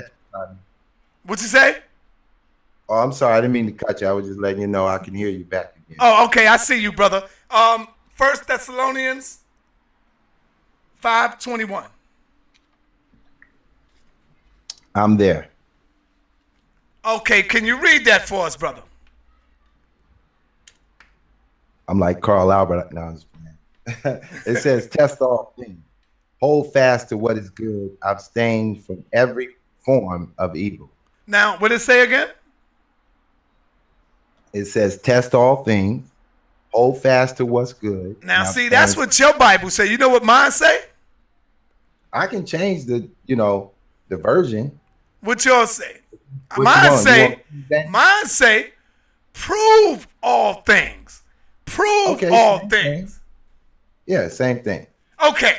Nope. Now, in order for me to prove all things, brother, how can I prove that Jesus, that Moses, that Abraham existed if you took them all away? See, this is the problem that I'm talking about. Listen for a minute. How can I prove that? See, we can't just go by belief because now God is telling us, oh, just believe it, just believe it. But you yourself said, God, to prove all things. He ain't say one thing. He ain't say a little bit of things. He said, prove all things. So now we need DNA. Now we need to see some bones. Now we need to see some bodies. You see? So how can we prove it if you took everything away where we can't prove it? So how do you prove to me, my brother Digital, that Moses was here, that Abraham, that Eve, that Adam, that they were here? How do you prove it to us? I prove it by the works of the Spirit. No, brother, that's not good enough, brother. That's not good enough, brother. You gonna let me answer the question, or you don't like the way I'm beginning? Go ahead. Answer the question, brother.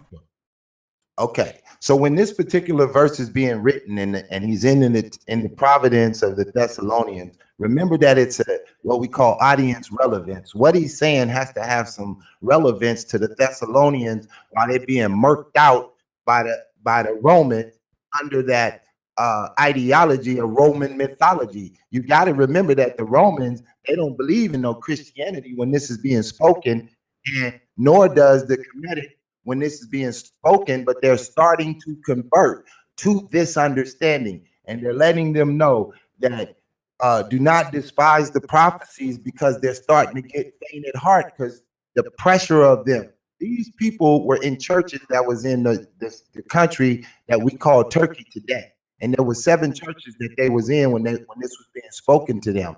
The Romans came and killed them all and destroyed their cities. But the remnant of them moved on and was not put under the persecution. So now back to how do we prove this? We prove this by a comic book that you guys claim this is a comic book, that a comic book came along, shut down every Kemetic temple in Kemet, then it shut down Nubia, then it made sure it went over there to Ethiopia and flipped their script too. And then 300-400 years later, it flipped the Roman emperor, who nobody can force him to change. It made him change. And then it went on 2,000 more years dominating. Wherever it shall be the most futuristic people on the planet. Now, who outside of the African Americans, and we operated it under the Bible coming out of slavery in 1865. We mostly had the Bible. Some of us didn't believe in the Bible or knowledgeable of it. But as far as those that would emerge, those names that would emerge, the Edward Blydens, the Martin Delaney's, the Nat Turners, all those names, Frederick Douglass, whoever, the ones that were named, they identified in this book, and they put down a paradigm that shows you that the application of the knowledge makes the information true.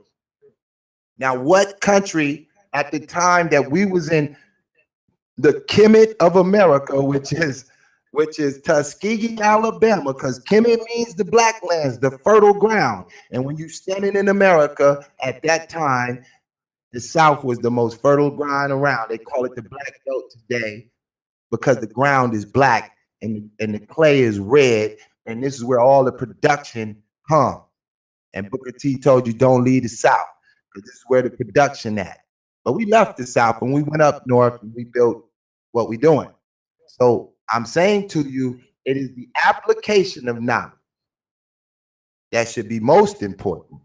But if you overlook it and you try to hold tight to some other information that doesn't have a history of domination, when it comes around, then when it come around to you, you'll be weak.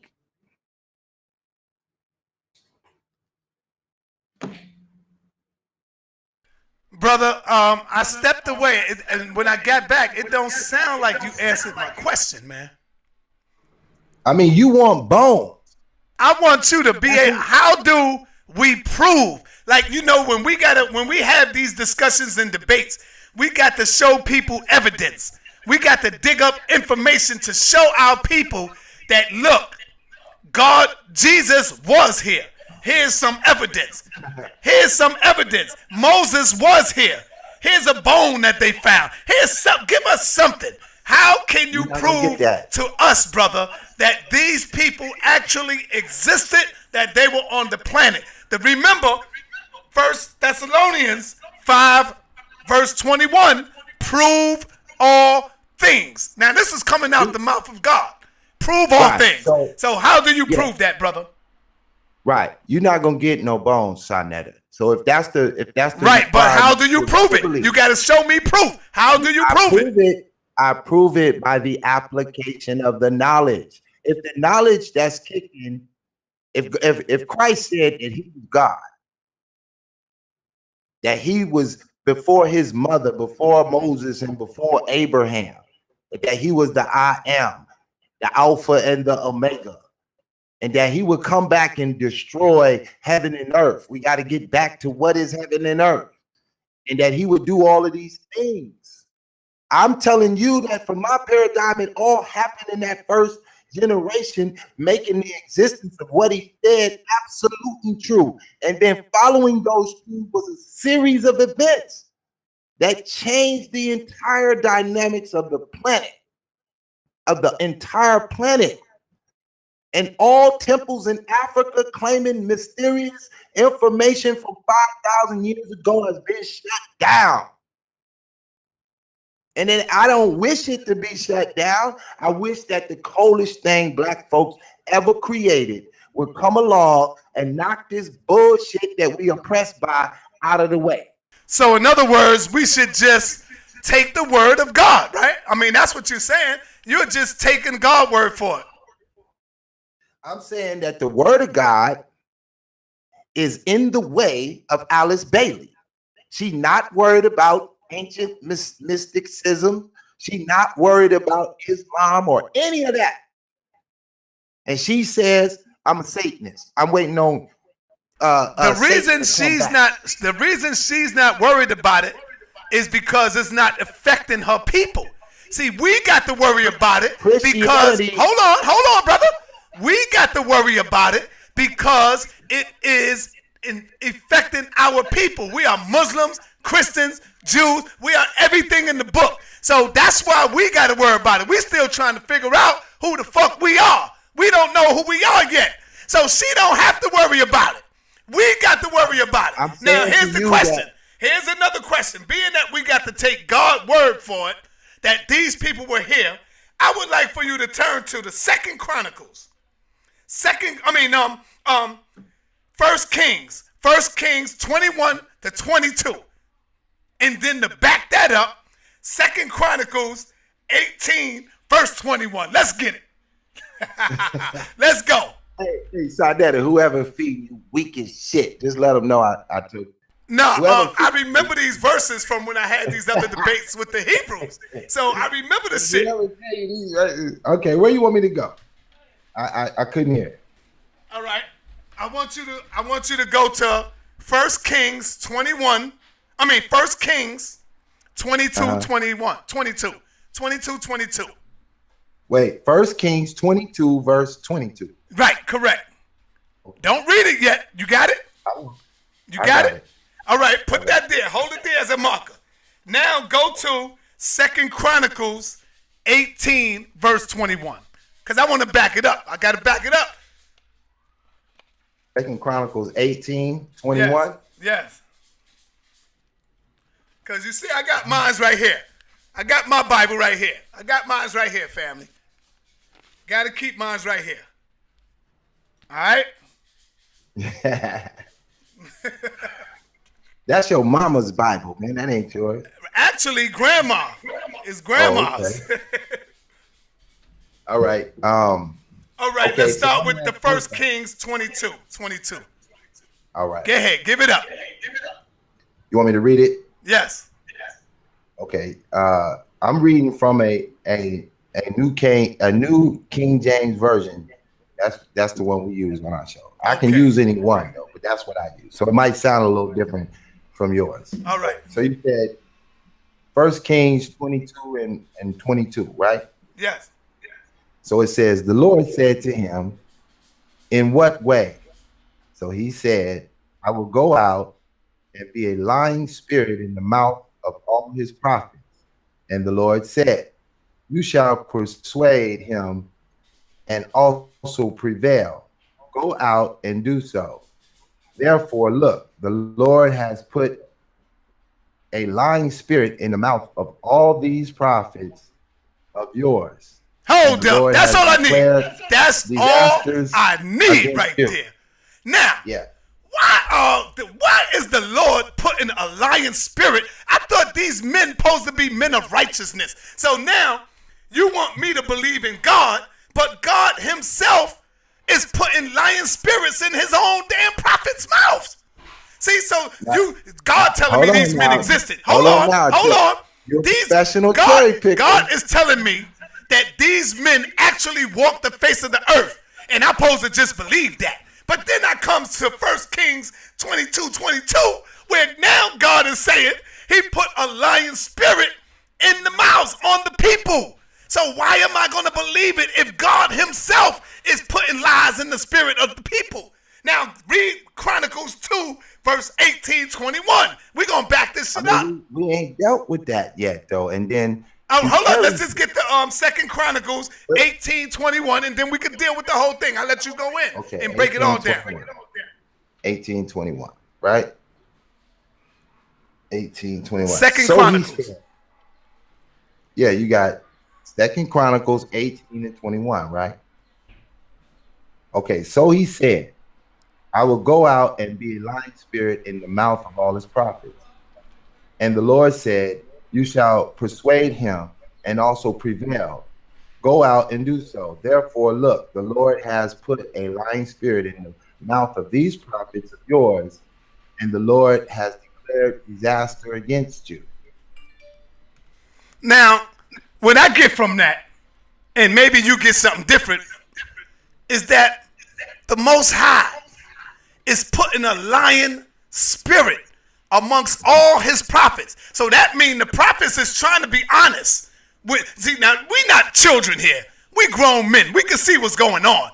The Most High is the one that's being evil and wicked today. Why would you want to have your prophets go out and you teaching them to lie? Evidently they going out doing the right thing, but the Most High said, no, hold on. I'm going to put a lion spirit in the mouths of all the prophets. I want you to go out there and lie to the masses of the people. Explain that for me, Digital. I'm going to give you time, brother. I'm listening. Okay, first of all, we're gonna have to do some Bible study, because you're gonna need to understand the whole entire chapter, and you're gonna need to understand how this was a warning. Go ahead and twist it up, brother. Put it in your own words. Do what you do. So you want to read the whole chapter then, so we can get a proper context of the cherry pick? Well, we don't need to read the whole chapter, because this is what the Hebrews do. They just read parts of it and they put it out there. They never read the whole chapter. So right now, I'm Hebrew Sarnetta, brother. Read, brother. Read. Okay. Well, I mean, okay, let's go back to this first one, right? And we're in Kings 22. And we're dealing with a warning. So I'm going to start at the top so we can get this. I won't read the whole thing. I just want to point out a few of the context of what's being created, right? As we get to this understanding of why, like I told you, when God does what he willed to do. And so if this is his will, it is. And everybody that believes in this book believes in the will of God, and whatever that may be. So now we start at the top. This is now 3 years passed without war between Syria and Israel. Then it came to pass in the 3rd year that Jehoshaphat, the king of Judah, went down to visit the king of Israel. And the king of Israel said to his servant, do you know how Ramoth and Gilead is ours, but we hesitate to take it out of the hands of the king of Syria? So he said to Jehoshaphat, you will go with me to fight in Ramoth and Gilead. And Jehoshaphat said to the king of Israel, I am as sure I am as you are, my people as your people, my horse as your horses. Also Jehoshaphat said to the king of Israel, please inquire for a word of the Lord today. Then the king of Israel gathered the prophets together, about 400 men, and said to them all, shall I go against Ramoth Gilead to fight, or shall I refrain? They said, go up, for the Lord will deliver it unto the hand of the king. And Jehoshaphat said, is that not still a prophet of the Lord here, that we may inquire of him? So the king of Israel said to Jehoshaphat, there still is one man, Micaiah, the son of Imlah, by whom we may inquire of the Lord. But I hate him, because he does not prophesy good concerning me, but evil. And Jehoshaphat said, let not the king say such things. Then the king of Israel called an officer and said, bring Micaiah, the son of Imlah, quickly. And the king of Israel and Jehoshaphat, the king of Judah, having put on their robes, sat on the throne at a threshing floor in the entrance of the gate of Samaria, and all the prophets prophesied before them. Now, Zedekiah, the son of Chenaanah, had made horns of iron for himself. And he said, thus says the Lord, with these you shall gore the Syrians until they are destroyed. And all the prophets prophesied so, saying, go up to Ramoth Gilead and prosper, for the Lord will deliver it unto the king's hand. Then the messenger who had gone to call Micaiah spoke to him, saying, now listen, the word of the prophet with the one accord encouraged the king. Please let your word be like the word of the one of them, and speak encouragement. And Micaiah said, As the Lord lives, whatever the Lord says to me, that I will speak. And then he came to the king, and the king said to him, Mekiah, shall we go to war against the Ramoth Gilead, or shall we refrain? And he answered and said, Go and prosper, for the Lord will deliver it unto the hands of the king. So the king said to him, How many times shall I make you swear that you will tell nothing more but the truth in the name of the Lord? And he said, I saw all Israel scattered on the mountain as a sheep that has no shepherd. And the Lord said, there we go. Nah, go ahead, brother. Go ahead, continue. I like the little intro. So I'm almost done. We just get. Go ahead, finish up, my brother. Okay, then it's at 17. He said, and then he said, I saw Israel scatter on the mountain as a sheep that has no shepherd. And the Lord said, These have no master. Let each return to his house in peace. And the king of Israel and of Jehoshaphat, did I not tell you that? Did I not tell you he would not prophesy good concerning me, but evil? Then Micaiah said, Therefore, hear the word of the Lord. I saw the Lord sitting on his throne, and all the host of heaven standing by, on his right hand and on his left. And the Lord said, Who will pursue Ahab to go up, that he may fall at Ramoth's Gilead? So one spoke in this manner, and another spoke in that manner. Then the Spirit came forward and stood before the Lord and said, I will pursue him. The Lord said to him, In what way? So he said, I will go out and be a lying spirit. Now, who's doing the talking? Is it God, or is it the Spirit before God? Standing before God. In that word in the Spirit, this is a messenger of God. So he's doing the will of God to take down this evil Syrian empire. Don't forget that in real history, that there was the Babylonians, there was the Persians, there was the Greeks, and there was the Romans. They all came, conquered, and then got destroyed.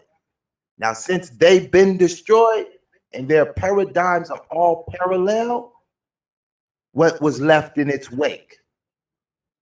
No more of their ideologies are in world power domination, but they are in principalities and government situations operating riches in Hollywood and the likes.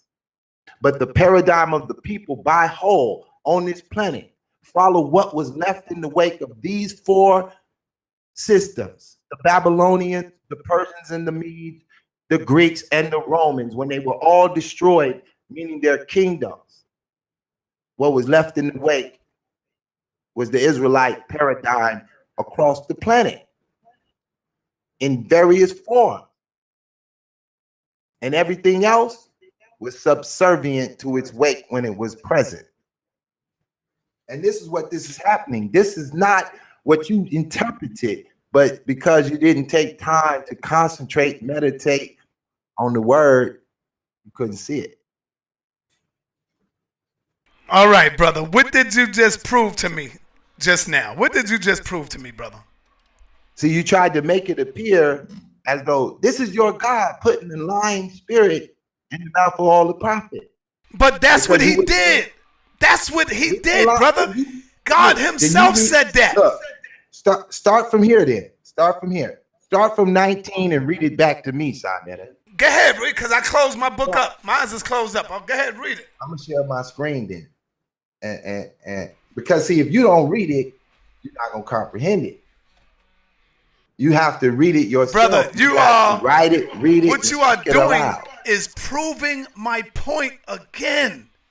You proving my point when you do that. You showing the contradiction. First, God gives you a will, then take back the will. I'm showing you that your interpretation. God put the spirit on him. Then he's saying he's making excuses on why he's doing it. Come on, brother. This is what I'm saying. You said that God did that. That was your statement. Yes. Now you got to prove all things.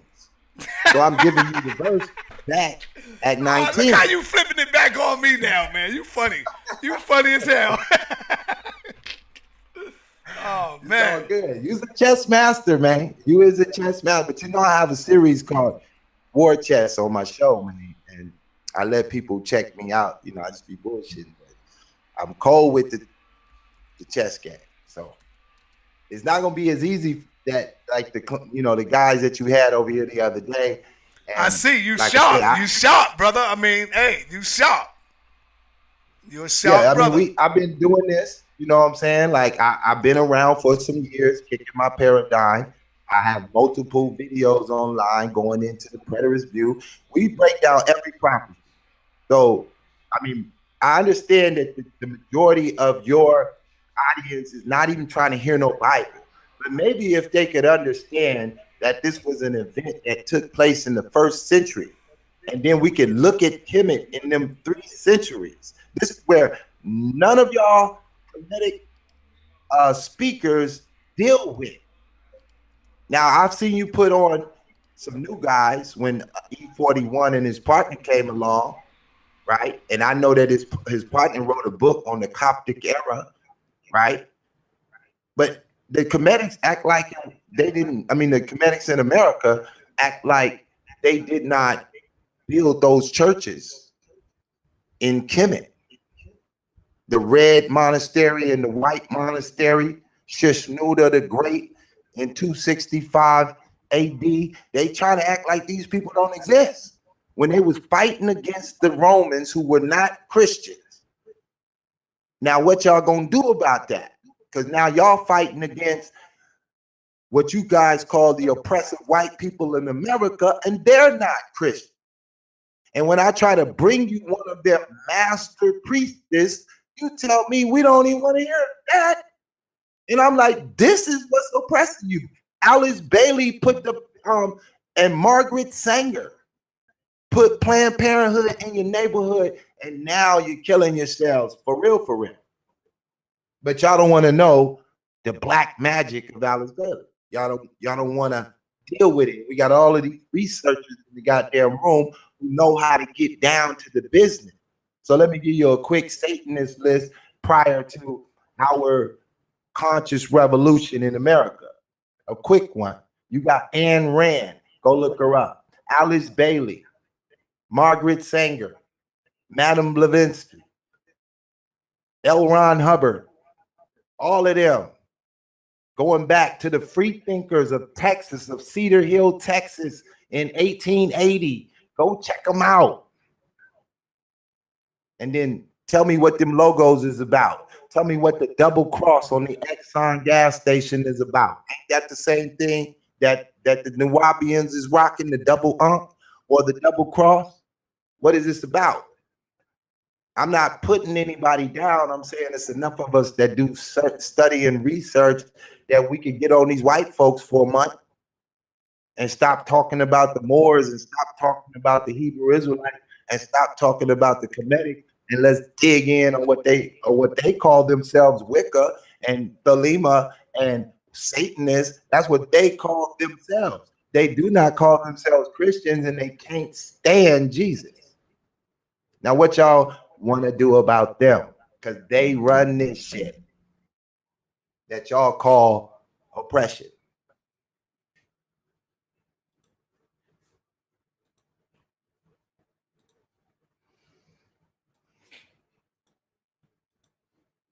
You still with me? Or you want me to whip out some more of this Pan-African? I think you froze up, Sinetta. Let me see if I'm still on your channel. If Sinetta froze up, y'all, I'm taking over the show. Welcome to the Digital Pit Boss. Hold on a minute.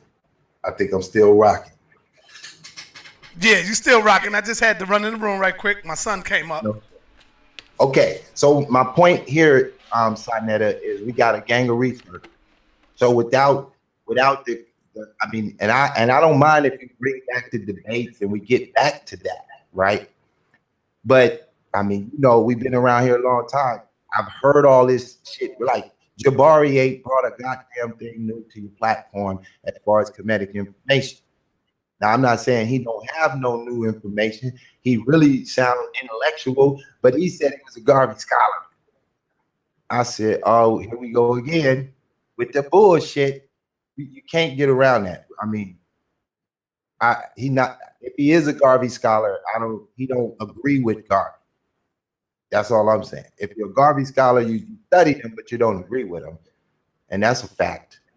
And not to go in on the Set society, but if you go look it up and find out what the paradigm was that they used to build it, they used some form of Indian yoga, similar, something of that nature. There's the Set society that he said he came from.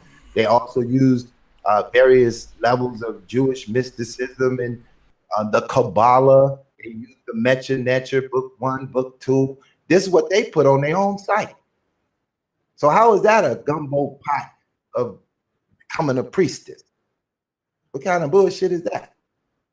What kind of PhD is that? All right. Are you ready? Are you ready, Pitt Boss? Yeah, for the call-ins, because I think Black News 102 have some of the most brilliant minds on Black News 102 to call in.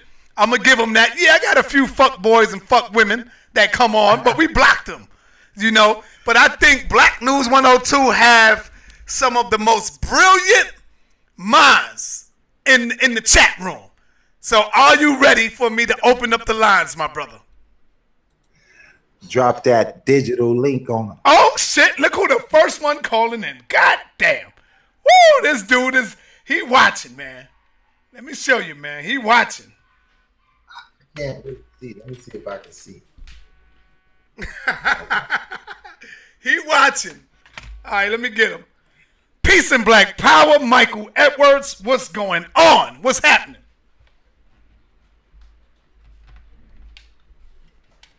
What's happening, my brother? Okay, I just wanted to call in, man, and talk about that scripture that you brought up. And I'll say, hold on. We got Michael Edwards on the line, the first one calling. What's up?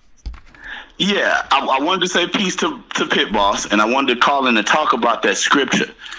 The reason that scripture is such a stumbling block for so many of the brothers that preach the Bible is because many of them have a Western mind, and many of them refuse to tell the truth about what the Bible explains clearly.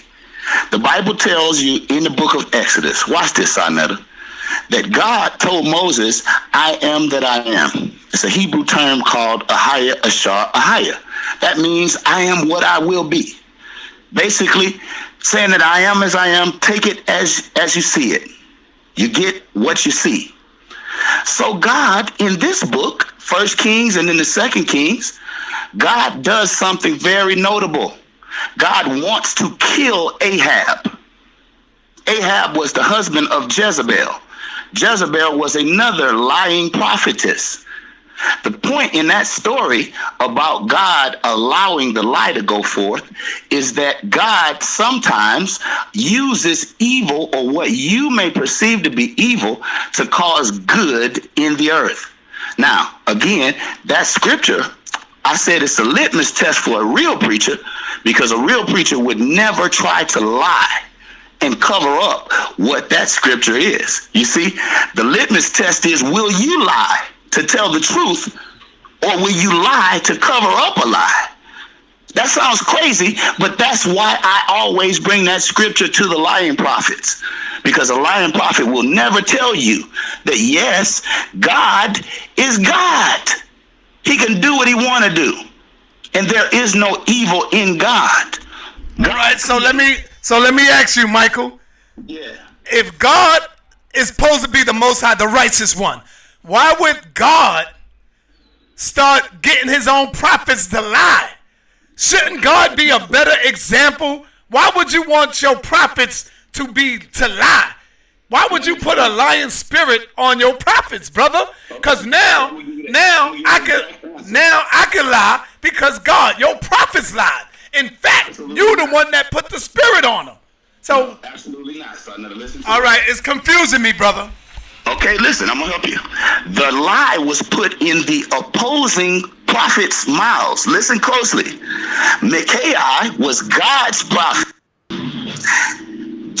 Jehoshaphat was God's king.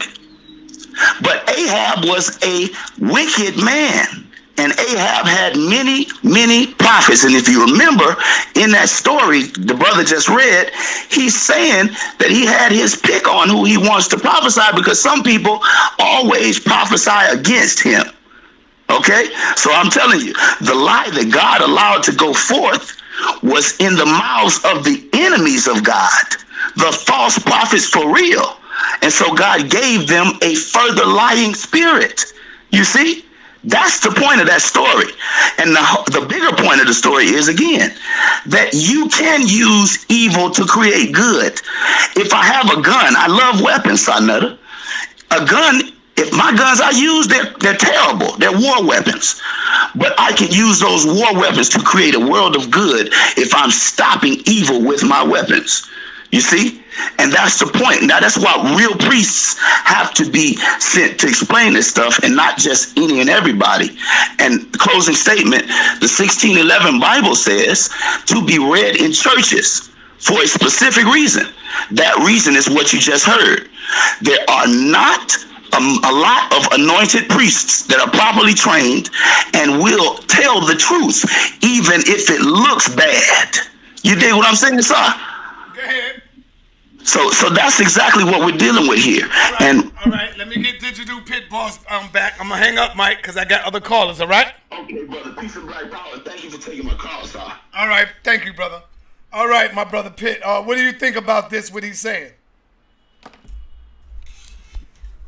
I mean, It's on you, Pitt. What do you think about this?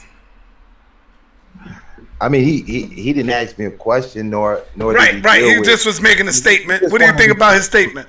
Yeah, that's cool. No problem. I mean, it's his perspective is his perspective. I mean, it's really, it ain't built nothing. I mean, like, you got to build on the conversation. If you're gonna call in on this show while I'm over here, you need to either try to tear it down or build it up. All right, family, I want y'all to know we got Digital Pit Boss on the show.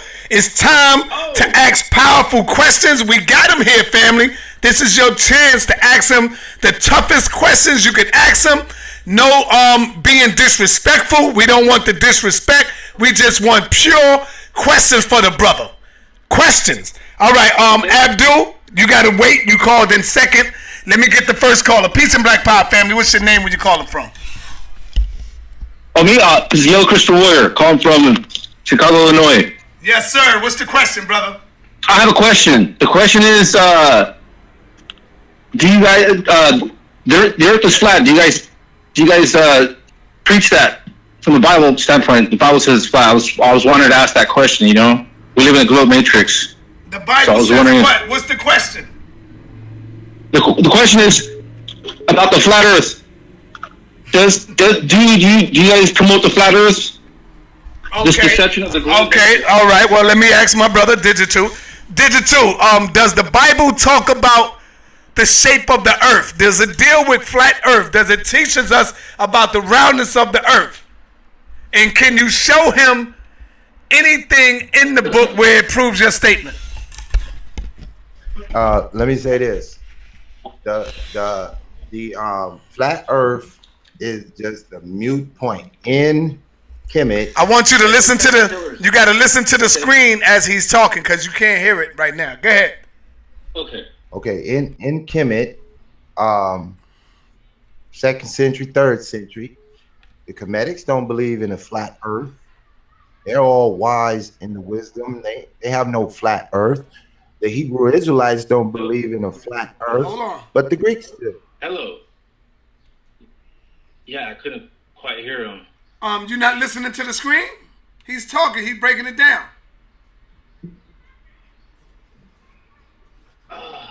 Wait. You want me to? He has to go back to his channel. Channel. Yeah. You got to listen to it on the screen. Okay. Yeah. I can hear now. I'm sorry, I missed. All right, go ahead. Go back. Hey, thank you very much. All right. All right, go ahead. Digital. Yeah, well, I'm just simply saying that, I can use the Comedics that, they don't believe in a flat earth.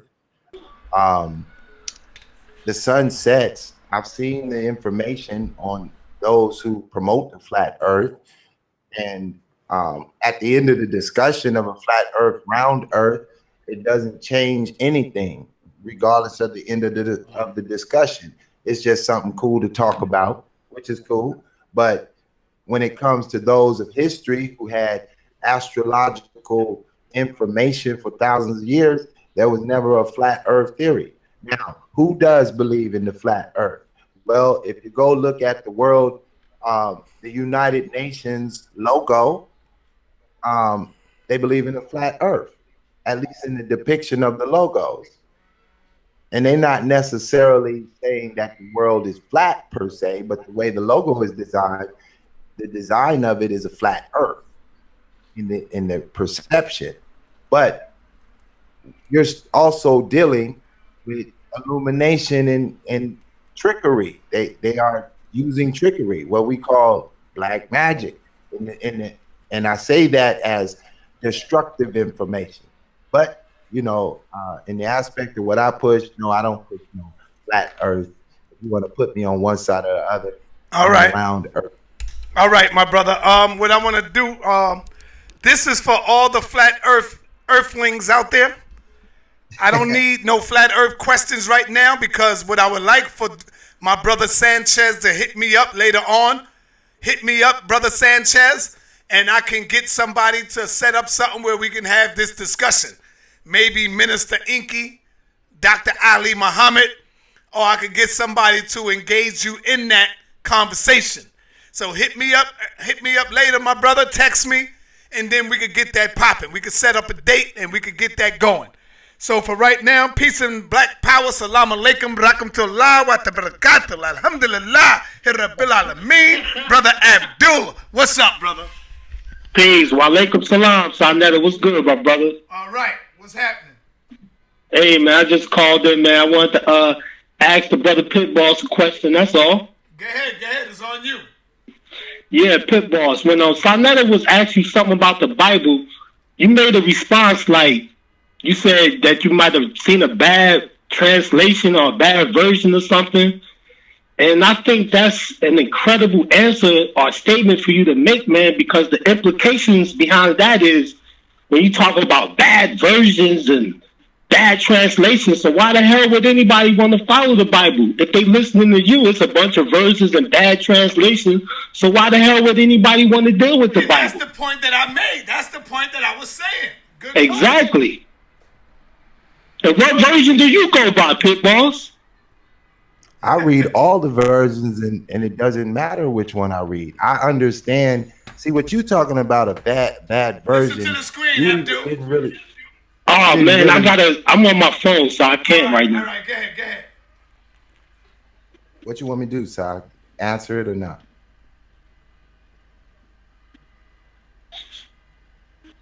You want me to answer the question or how you work? Yes, go ahead. Answer the question, Digital. Okay. So Abdullah, you didn't properly understand. You turned it into a bad version. You used that word to make it appear as though I'm saying, hey, the Bible is a bad version. I said a bad translation.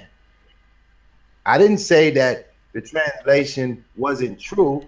I gave an example that Christ said that he would come back and destroy heaven and earth. The translation in focus is the word heaven and earth. Now, what is heaven and earth that he's referring to destroying? Is he talking about the global earth? Is he talking about the heavenly bodies in the sky? In that way, I say the term heaven and earth there, that's a bad translation. When he should have said, I'm going to come back and I'm going to destroy Jerusalem and the people of it. Because that's what he meant when he said he was going to destroy heaven and earth. All right, check this out, Pit Boss. Hello, can you hear me? He hear you, brother. Go Yes, ahead. sir.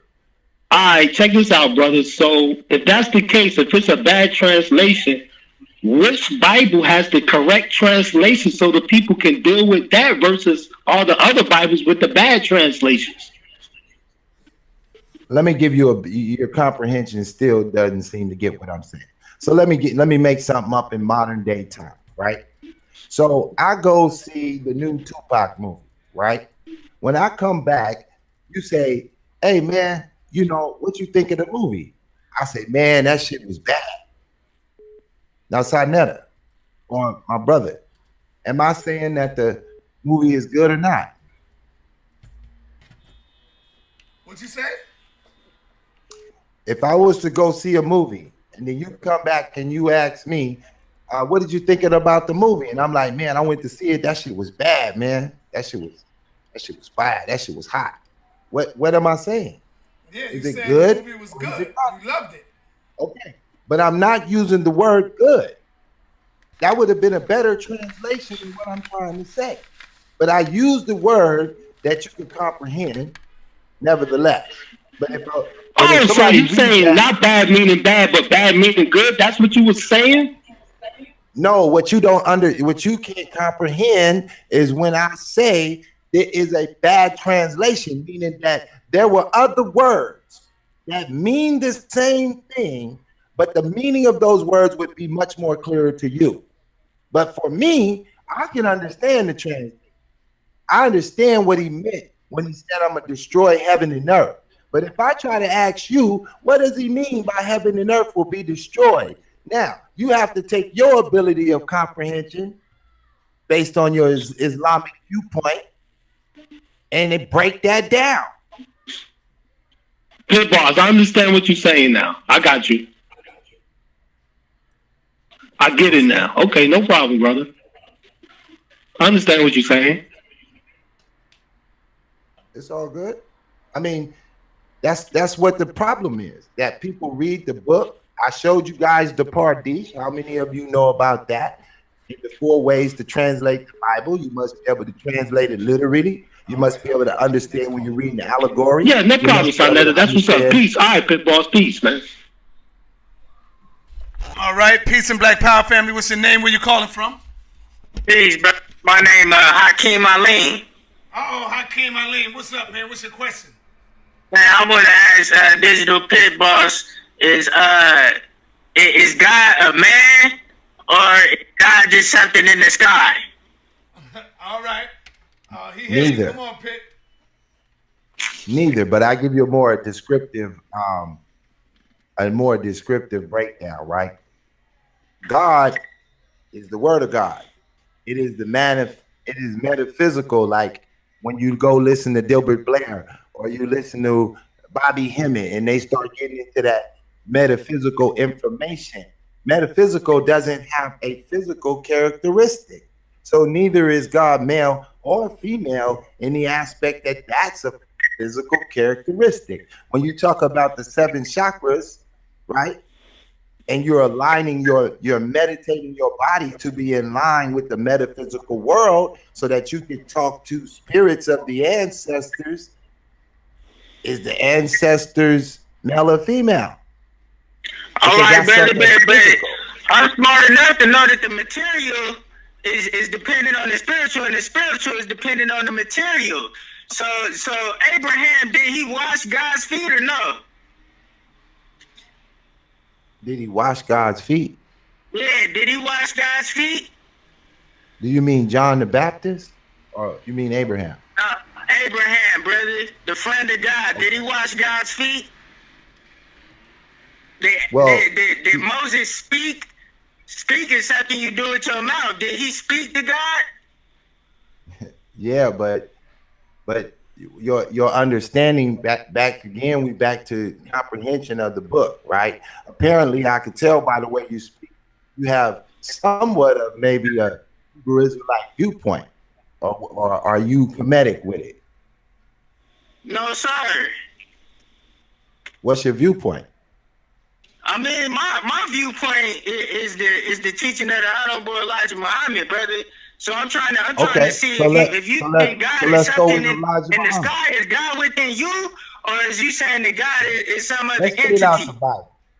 Let's get it out the Bible. That was where Elijah Muhammad first established the nation of Islam. Am I lying, or is that correct? I couldn't hear your question. Did Elijah Muhammad establish the nation of Islam with the Bible? We go by the Bible and the Quran, but we believe that the Bible been tampered with. So we believe the truths of the Bible, but we don't believe everything that the Bible say, because we know that it's been tampered with. Just like you were saying that it was translated, but you know that you can't even translate Spanish and English all the way 100% correct. You can't translate no language all the way 100% correct. So we know that the Bible been tampered with. We know that it's been allegories and all types of stuff added to the Bible to make you not understand. That's why you went over to Islam, right? That's why you joined the Elijah Muhammad, because you felt that would help you prepare your inner self better, right? Right, that's what I'm asking you. Is So God within you, let me or give are you you what the saying Bible that God says. is something other than man? So let me show you what the Bible said, right? This is Luke 17, and this is verse 21, and the verse reads, "The kingdom of God does not come with observation, nor will they say, see here or see there, for indeed the kingdom of God is within you." So if it's within you, that's the same thing the Kemetic tell me when they go inside themselves. They say they meditate, where the word prayer and meditation is equivalent. And so when you go inside yourself to start speaking to the metaphysical power within you, and then you manifest that into reality, you create organizations such as the Nation of Islam, or the Moors, or the Kemetic movement, because you're starting to use the power of God, which is a metaphysical power that resides in you. And whenever you got your shit off balance, whenever you ain't thinking right, and you start doing dumb shit, whatever the dumb shit may be, you no longer got your chakra in line. You no longer in tune with this metaphysical energy that's telling you to get your ass up and do it again. When your emotions start feeling down and you don't have the energy to get up, what powers you to get up? Is it a feeling inside you? Well, whatever you can identify that feeling to be, that's God. But if it caused you to do something destructive, that wasn't God. But if it caused you to do something beneficial to yourself, then that was God. And if you become one with it, then you can be one with God, but you can't be God. So you can't be God, but God is in you. Exactly. So let me ask you another question. If it could be proven that from your mother and father to their mother and father to their mother and father, so and so and so and so all the way back was God, then by nature, what does that make you? Let me tell you something. The sun, which is greater, hydrogen, or the sun?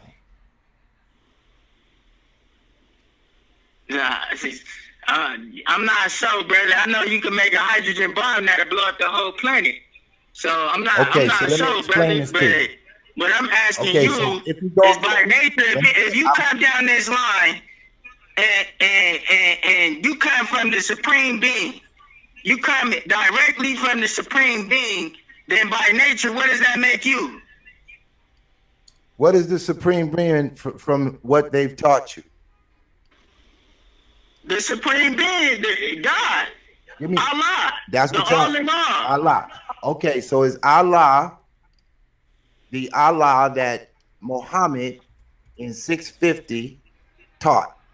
Is it the same one? I mean, it depends on which Muhammad.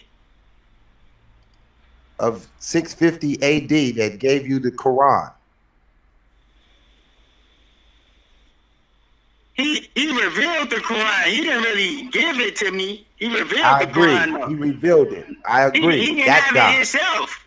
The honorable It was revealed to Muhammad. him. Blessed So be his somebody name. else had it before him. So somebody had to. What I'm asking you is the Allah you referring to the same one he referred to? I didn't speak to him. But you're a Muslim. And there was no Muslim I didn't speak to him, before brother, him. so I don't know what his viewpoint on Allah There is. was no Muslim before him. Unless you just want to use the definition of a Muslim, but then I'll say right, a Muslim. Muslim man, it didn't start with Muhammad. okay. If Abraham you was want a to use Muslim. the People before definition, I've Abraham been was told. Muslims. Okay, so if you want to use the definition that those who follow God, then I agree. We are Muslim by definition of the word. But if you want to use the paradigm and the book of information, then you have to tell me that is the one you're talking about in agreement with the one in 650 AD, because I'll get into it for you. I'm not mad at the Islamic culture. I mean, they do a wonderful job putting black folks back together again. But does that mean that I'm supposed to go against what I've been told to be true? See, I'm supposed to build you up, not break you down. I'm not here to shut down the love of Muhammad. I'm just simply here to tell you the difference between white magic, that which builds you, and black magic, that which destroy you. That's it. All right, thank you, brother. All right, thank you. All right, my man. Peace. Okay, all right. Yeah, that's good. That's a good conversation for a minute. But I want to do this real quick. Let me share something real quick. As y'all was talking, I was picking up some things here.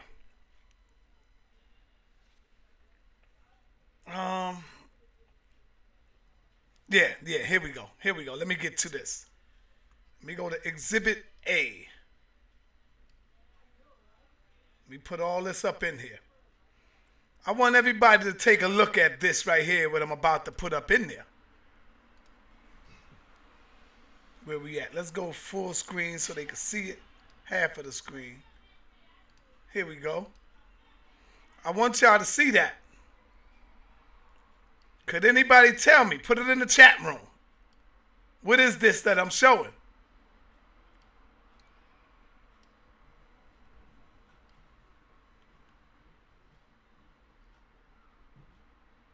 Come on, Digital. Can you help me out? That's Mecca. What is I'm showing though? What's the most Kaaba. important piece? That's the Kaaba stone. That's the Kaaba. The El Rukin. Yeah. The El Rukin. The Kaaba. Yeah. You see, Yeah. one thing I've learned is that everybody like to come and steal ancient Kemet science. You come and take everything from us and then act like, y'all don't know nothing about our Kemetic science. This proves, man, that, see, you could go amongst any religion and you will see the likeness. Brother, I'm in total Hold on, agreement. not you, brother. You can go amongst anybody religion, and I guarantee you can see the likeness of Kemet all up in that shit. But nobody want to give credit to where it all come from. This is the El Qibla, the El Rukin, the Kaaba. But why didn't the Arabs tell you where they get it from? Let's go to Exhibit B. Here is the Kaaba. This is what you're looking at in ancient Kemet. You see the hands going up right above, coming out of the Ankh symbol that represents life, and you see the hands going up, right? That's the Ka. The Ka. That's the spirit reaching out, reaching up into the spirit. And then we have what? You took that part from us, and then you put them both together. Now you are looking at the ba. First I showed you the ka. Now you're looking at the ba. You see the bird right here with the head up there? This is the bird, the ka, the ba, taking the soul. You see? It's taking the soul. This is our concept of our spirituality. Come on, man. You're not giving credit to where it all come from. Now, this right here, what you're looking at, family, it dates back thousands and thousands of years. But when you look at our symbols, you make mockery of it. You make jokes of it. But you wouldn't have a Kaaba if you didn't go into ancient Kemet and learn, because remember, it was the Arabs who came up in there first before the white man. Don't forget, we were enslaved by the Arabs first. So the Arabs came in, stole our science. They seen us bowing down. I can get you pictures, but they took the wrong message.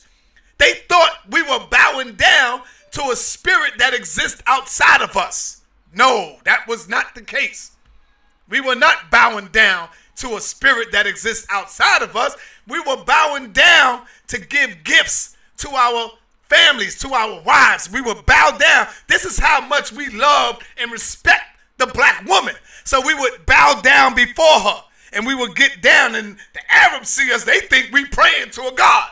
So they come up with the Kaaba, the house of the god, the Kaaba, where everybody go and make circumambulations around the rock, around the stone, right? Which is really a meteorite that fell out the sky. But they ain't going to tell you that because their religious mind is not going to make them tell you the truth. It is nothing but a meteorite that fell out of the sky. But what happens is they see it and they said, you know what? We're going to call this the Ka and the Ba. So they put them both together. But when you go into ancient Kemet, family, you will see the Ka right here. And then you will see the Ba. So what they did was said, we're going to put the two together and we're going to call it the Kaaba. That's what they did. Now, the same with Christianity. Everybody come in and take our stuff and don't want to give credit to where it come from. Where do this come from, family? You looking right at it. Come on, digital. I'm showing you the science. This right here is not a picture. This is carved in stone. You can see it carved in stone. This right here, the other ones that you see on the right side, these are drawings. These are pictures showing you, my brother, where it comes from. Brother, that looked like some Sarah Seti type of display. This picture here. That's nothing. No, real, right? It's not a Sarah display.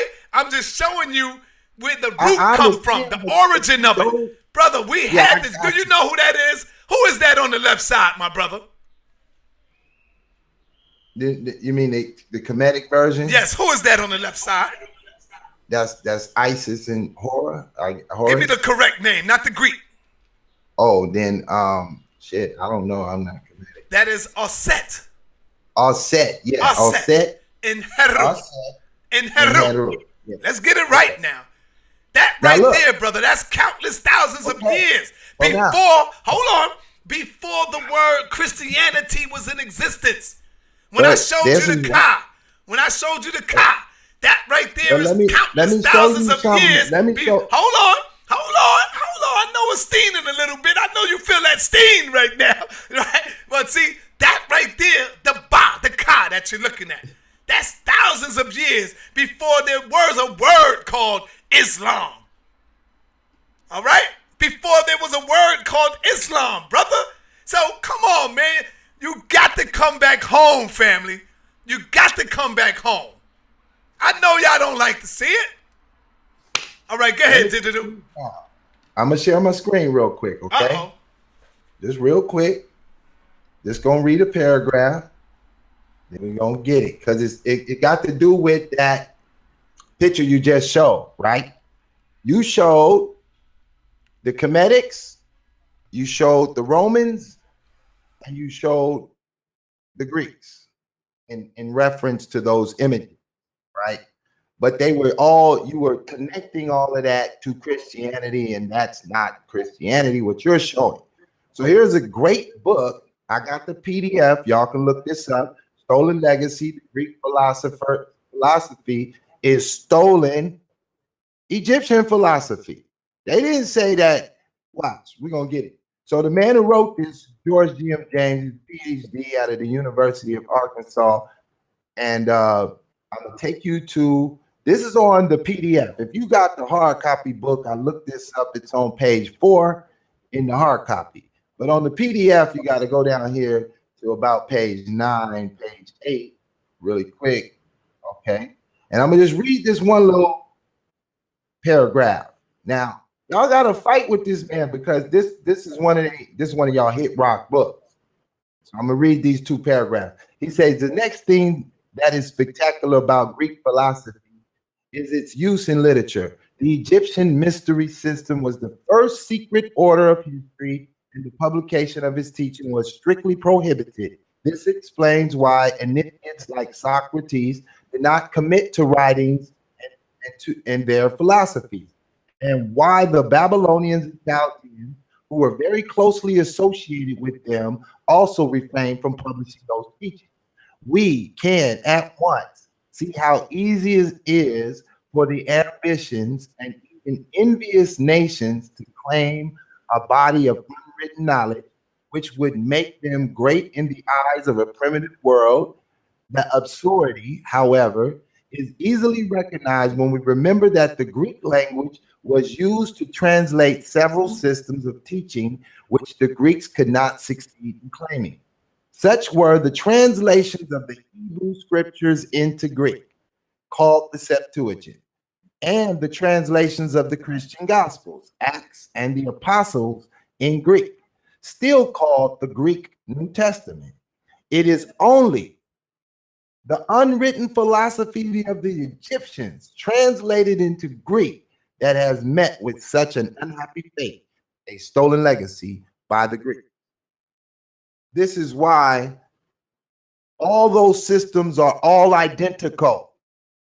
We could prove it all day. You could continue to show us all them symbols and signs connecting back to Kemet. I agree 100%, Sonetta.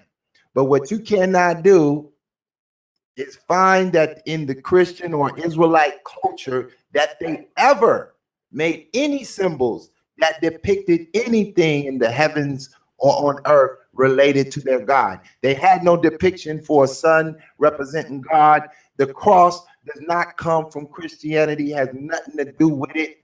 There's no idols made in this particular thing, nor does any God relate to anything in nature, not to the river, not to the sun, not to the moon, not to the nothing in this one ideology. But all the rest, the Babylonians, the Persians. See, I was going to tell the brother, and I learned this from an Islamic scholar, that prior to Allah, from the Muhammad era, that Allah was a common name for a group of gods that they had, 600 of them.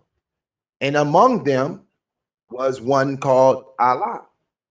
So when he revealed the information that he calls the Quran, he got rid of all them gods and he propped up the Allah. But that Allah and the symbol of their flag is a moon and a star. Now, I don't know if he says, you know, that moon, that star ain't nothing new. It go all the way back to Ishtar. We go all the way back to Ishmael. Ishmael believing in the moon and the stars. We understand that what information was prior to him and the symbolisms behind it. But you can't get that with Christianity. There are no symbols. All of the churches, white Jesuses, all of that is put in the game and some American type shit. There are no symbols, brother. Nah, I disagree with you. They are symbols, brother. You can see Jesus, you can see Mary standing behind the sun. The same thing that our ancient ancestors was doing. Donetta, all of that, none of that was made by the 12 tribes of Israel. They wasn't making none of that. Everything you can go pick up ain't made by them. That's made by other people. When the Romans came into the fold, they started making all these paintings and all of that stuff. They don't do that. That's not okay, the Bible. The Bible says, make no idol of the things in heaven or on earth that depict that in heaven. Make no idols. Those would all be considered idols. Nor do they have, and even when you tried to come at me earlier with the 10 Commandments being plagiarized from Kemet, that's 2 weeks, Sonetta. I mean, they came out with the Zeitgeist movie and we cracked it back then, but you don't have a teaching coming out of Kemet that there is one God and it's not Amun or it's not. So are you telling me that God lied again? Because God said in the Bible that Moses went down in the Kemet and learned all the wisdom in the land. He learned everything. Hold on, my brother. He learned everything in Kemet. Everything that he brought back to the people when he left Kemet. He taught them everything that was being taught in Kemet. So come on, brother. You should be able to point out the one God. You should be able to point out the teachings of Kemet about the one God. The one that God. You learned from them. Now, I'm glad you said that because you brought me back to something. You should have learned that there isn't but one God. Yeah. Because that's what he went and told the people. Now, I tell you this. He did learn the wisdom of Kemet because the temple that he built in the desert, this was a 10th temple, according to the measurements in the story in Exodus, he built that system exactly like the measurement built the pyramids. So somebody knew what the golden ratio was. Somebody understood the Fibonacci sequence and built the pyramid. And he knew it too when he set up the 10th city or the 10th temple. Then they did it again in the Canaan land when King Solomon built the temple. Exactly the same with the same measurement. And if they build another one, they're going to use the measurements again. But it's not necessary. All right, let me ask you this, and I'm going to let you close out because I got to roll. I enjoyed this conversation with you, my brother. Let me say that. And, you know, I speak with thunder. So please, my brother, do not take any of that as being like I'm coming at you. You should know me by now. That's just how I speak. And I know how you speak. You speak with passion as well when you going in. So don't take nothing by that, brother. This is just how, you know, we men and we dialogue sometimes like that. We get aggressive. So we cool. Take none of that as though I was coming at you, which I'm not. And all my people hear me saying that. But I want to let you close out. And I'm going to ask you this. You said God is not male nor female, meaning he's not flesh and blood.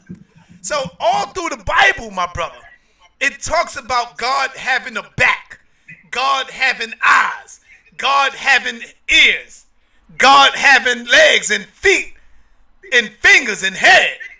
What the hell is they describing? So if you're saying God is not man, then who are they describing, brother? Because all through the book, it talks about God having a hand. God has not seen, they have not seen my face. Or some people seen his face and his life was spared. So it's saying God has a face. God have ears. You know? What God is you talking about that don't have a physical? What is this? Okay, you ready for this? So the Bible also says that before anything was made, that all things that were made came through him, referring to Jesus Christ, that was made. Because God claims to be the creator. And a creator cannot be equal with its creation. So all things physical are created. We start from the scientific table. The first element to be created was hydrogen. 4 hydrogens with magnetism attraction come together and make helium, H4. Now we on to the second element. The sun ain't even in the game yet. Melanin ain't possible. But before the hydrogen was created, because the hydrogen is a creation, it was built of what is called atoms. And the atom is not hydrogen. It's an atom. But before the atom was created, it's electrons, neutrons, protons, electrons, and neutrons. But before the protons, electrons, and neutrons was created, there were quarks. Then the quarks either had to be an up spin, an up quark, down quark, and 2 quarks, 3 quarks got to make an atom, and then the atoms got to make hydrogen, and then the hydrogen got to begin to build elements, and then the elements begin to build the sun and the moon and diamonds and ore, and then eventually we come. Eventually we come. So when God said, let us make man in our image, listen to the key word, our image. Let us make man in our image. So right there, God is telling you the same image when you look into the mirror, digital pit boss. God looks just like you, brother. He made you in his image. He didn't make you in his spirit. He said, let us create man in our image. So that means God have to have an image. Let's start there. Let's start right there. Or unless you're telling me God is lying again. Okay, so the image of God is righteousness. That's the image of God. So 2 men who have twin brothers, one hit the streets, become a gangster, the other one becomes a Kemetic priest and does righteousness. The one that does righteousness is in the image of God. And the one that does not is not in the image of God. Though they are twins DNA, one is not in the image of God. The image of God is righteousness. That's the image of God. All right, my brother, you got the last word. I'm going to let you close out, my brother. I want to thank you for coming on the platform, blessing it again. And hopefully it won't be the last. I look forward to part 2. And you got the last word, my brother. Close out. Take your time. Go in. All right. First off, I want to say, if y'all want to restore this conscious community, you got to block every damn troll in your room. Period. We can't have 1,000 goddamn fake ass YouTube accounts chiming in on some bullshit, sitting at home with a bag of Cheetos and a honey bun, bullshitting brothers who get in books and search for the information. Number 1. Next up, I appreciate coming on the platform. Been a long time. I put a whole lot of work in, fighting every goddamn thing in the conscious community just to sit on this platform and get the opportunity to speak freely. I appreciate that. Last but not least, think what your opponent is thinking. Think what your opponent thinks you think. Then think what your opponent thinks you think that they're thinking. And that's how you can win the game. I leave you with 4 principles, 4 agreements. The first of the agreements, to better yourself and become the image of Amun-Ra, the image of God, whatever you choose to become the image of. In order to get there, you got to get these 4 principles, and they are: be impeccable with your words. Number 2, always do your best. You might not always perform at your highest performance, but make whatever you give it everything you got to be everything you want to be. Number 3, never make an assumption, because the assumption is going to destroy that metaphysical power that's within you. And last but not least, no matter how many goddamn haters you get, no matter what they say about you, don't you ever, never, ever, never, never, never, ever, never take it personal. You are now tuned into the best. Sarnetta TV, Black News 102 and Sarnetta Studios. You already know what it is, man. Sarnetta TV coming black at you once again. Sarnetta TV is here for you. Black News 102, always bring the truth. And if you can't find yourself and can't see the light, Sarnetta TV will help you win the fight. Black News 102, we here for you. Black News 102, we here for you. We here for you. We here for you. To bring the truth, to bring the truth. Peace, yeah. We need that brotherly love. Black queens need kings, yeah. So tune into Sarnetta TV. Black News 102, we in the streets. Press play and take a seat. Cause we do this for you, we do this for you, we do this for you, we do this for you. We can change the world if we try. If we take a stand on the front line. Sarnetta TV comes to free your mind and soul. We must save the children before they grow gray and old. They say the blacker the berry, the sweeter the juice. I say Sarnetta's the best man to give us the truth. And that ain't no lie. He helped so many brothers rise to the top. So what you gonna do? Tune in to Sarnetta Black News 102, coming straight from the heart. And it's all about you. It's all about you. It's all about you. Oh, what we need is peace. Yeah. We need that brotherly love. Yeah. Black queens need kings. Yeah. So tune into Sarnetta TV. Black News 102, we in the streets.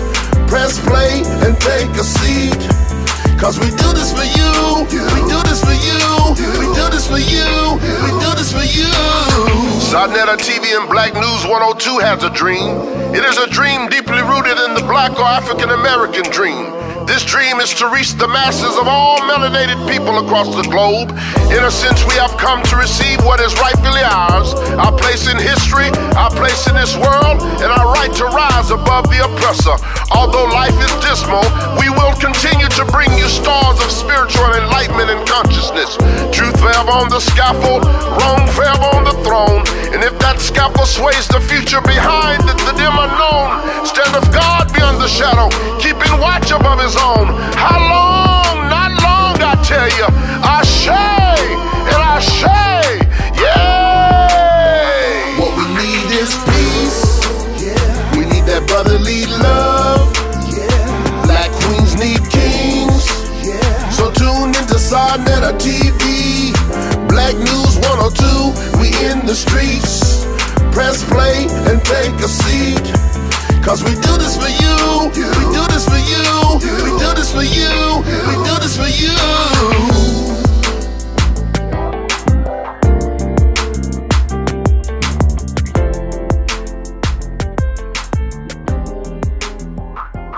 You already know what it is, man. Sarnetta TV coming black at you once again. And this is how we do it. I'm gonna bring you nothing but powerful information,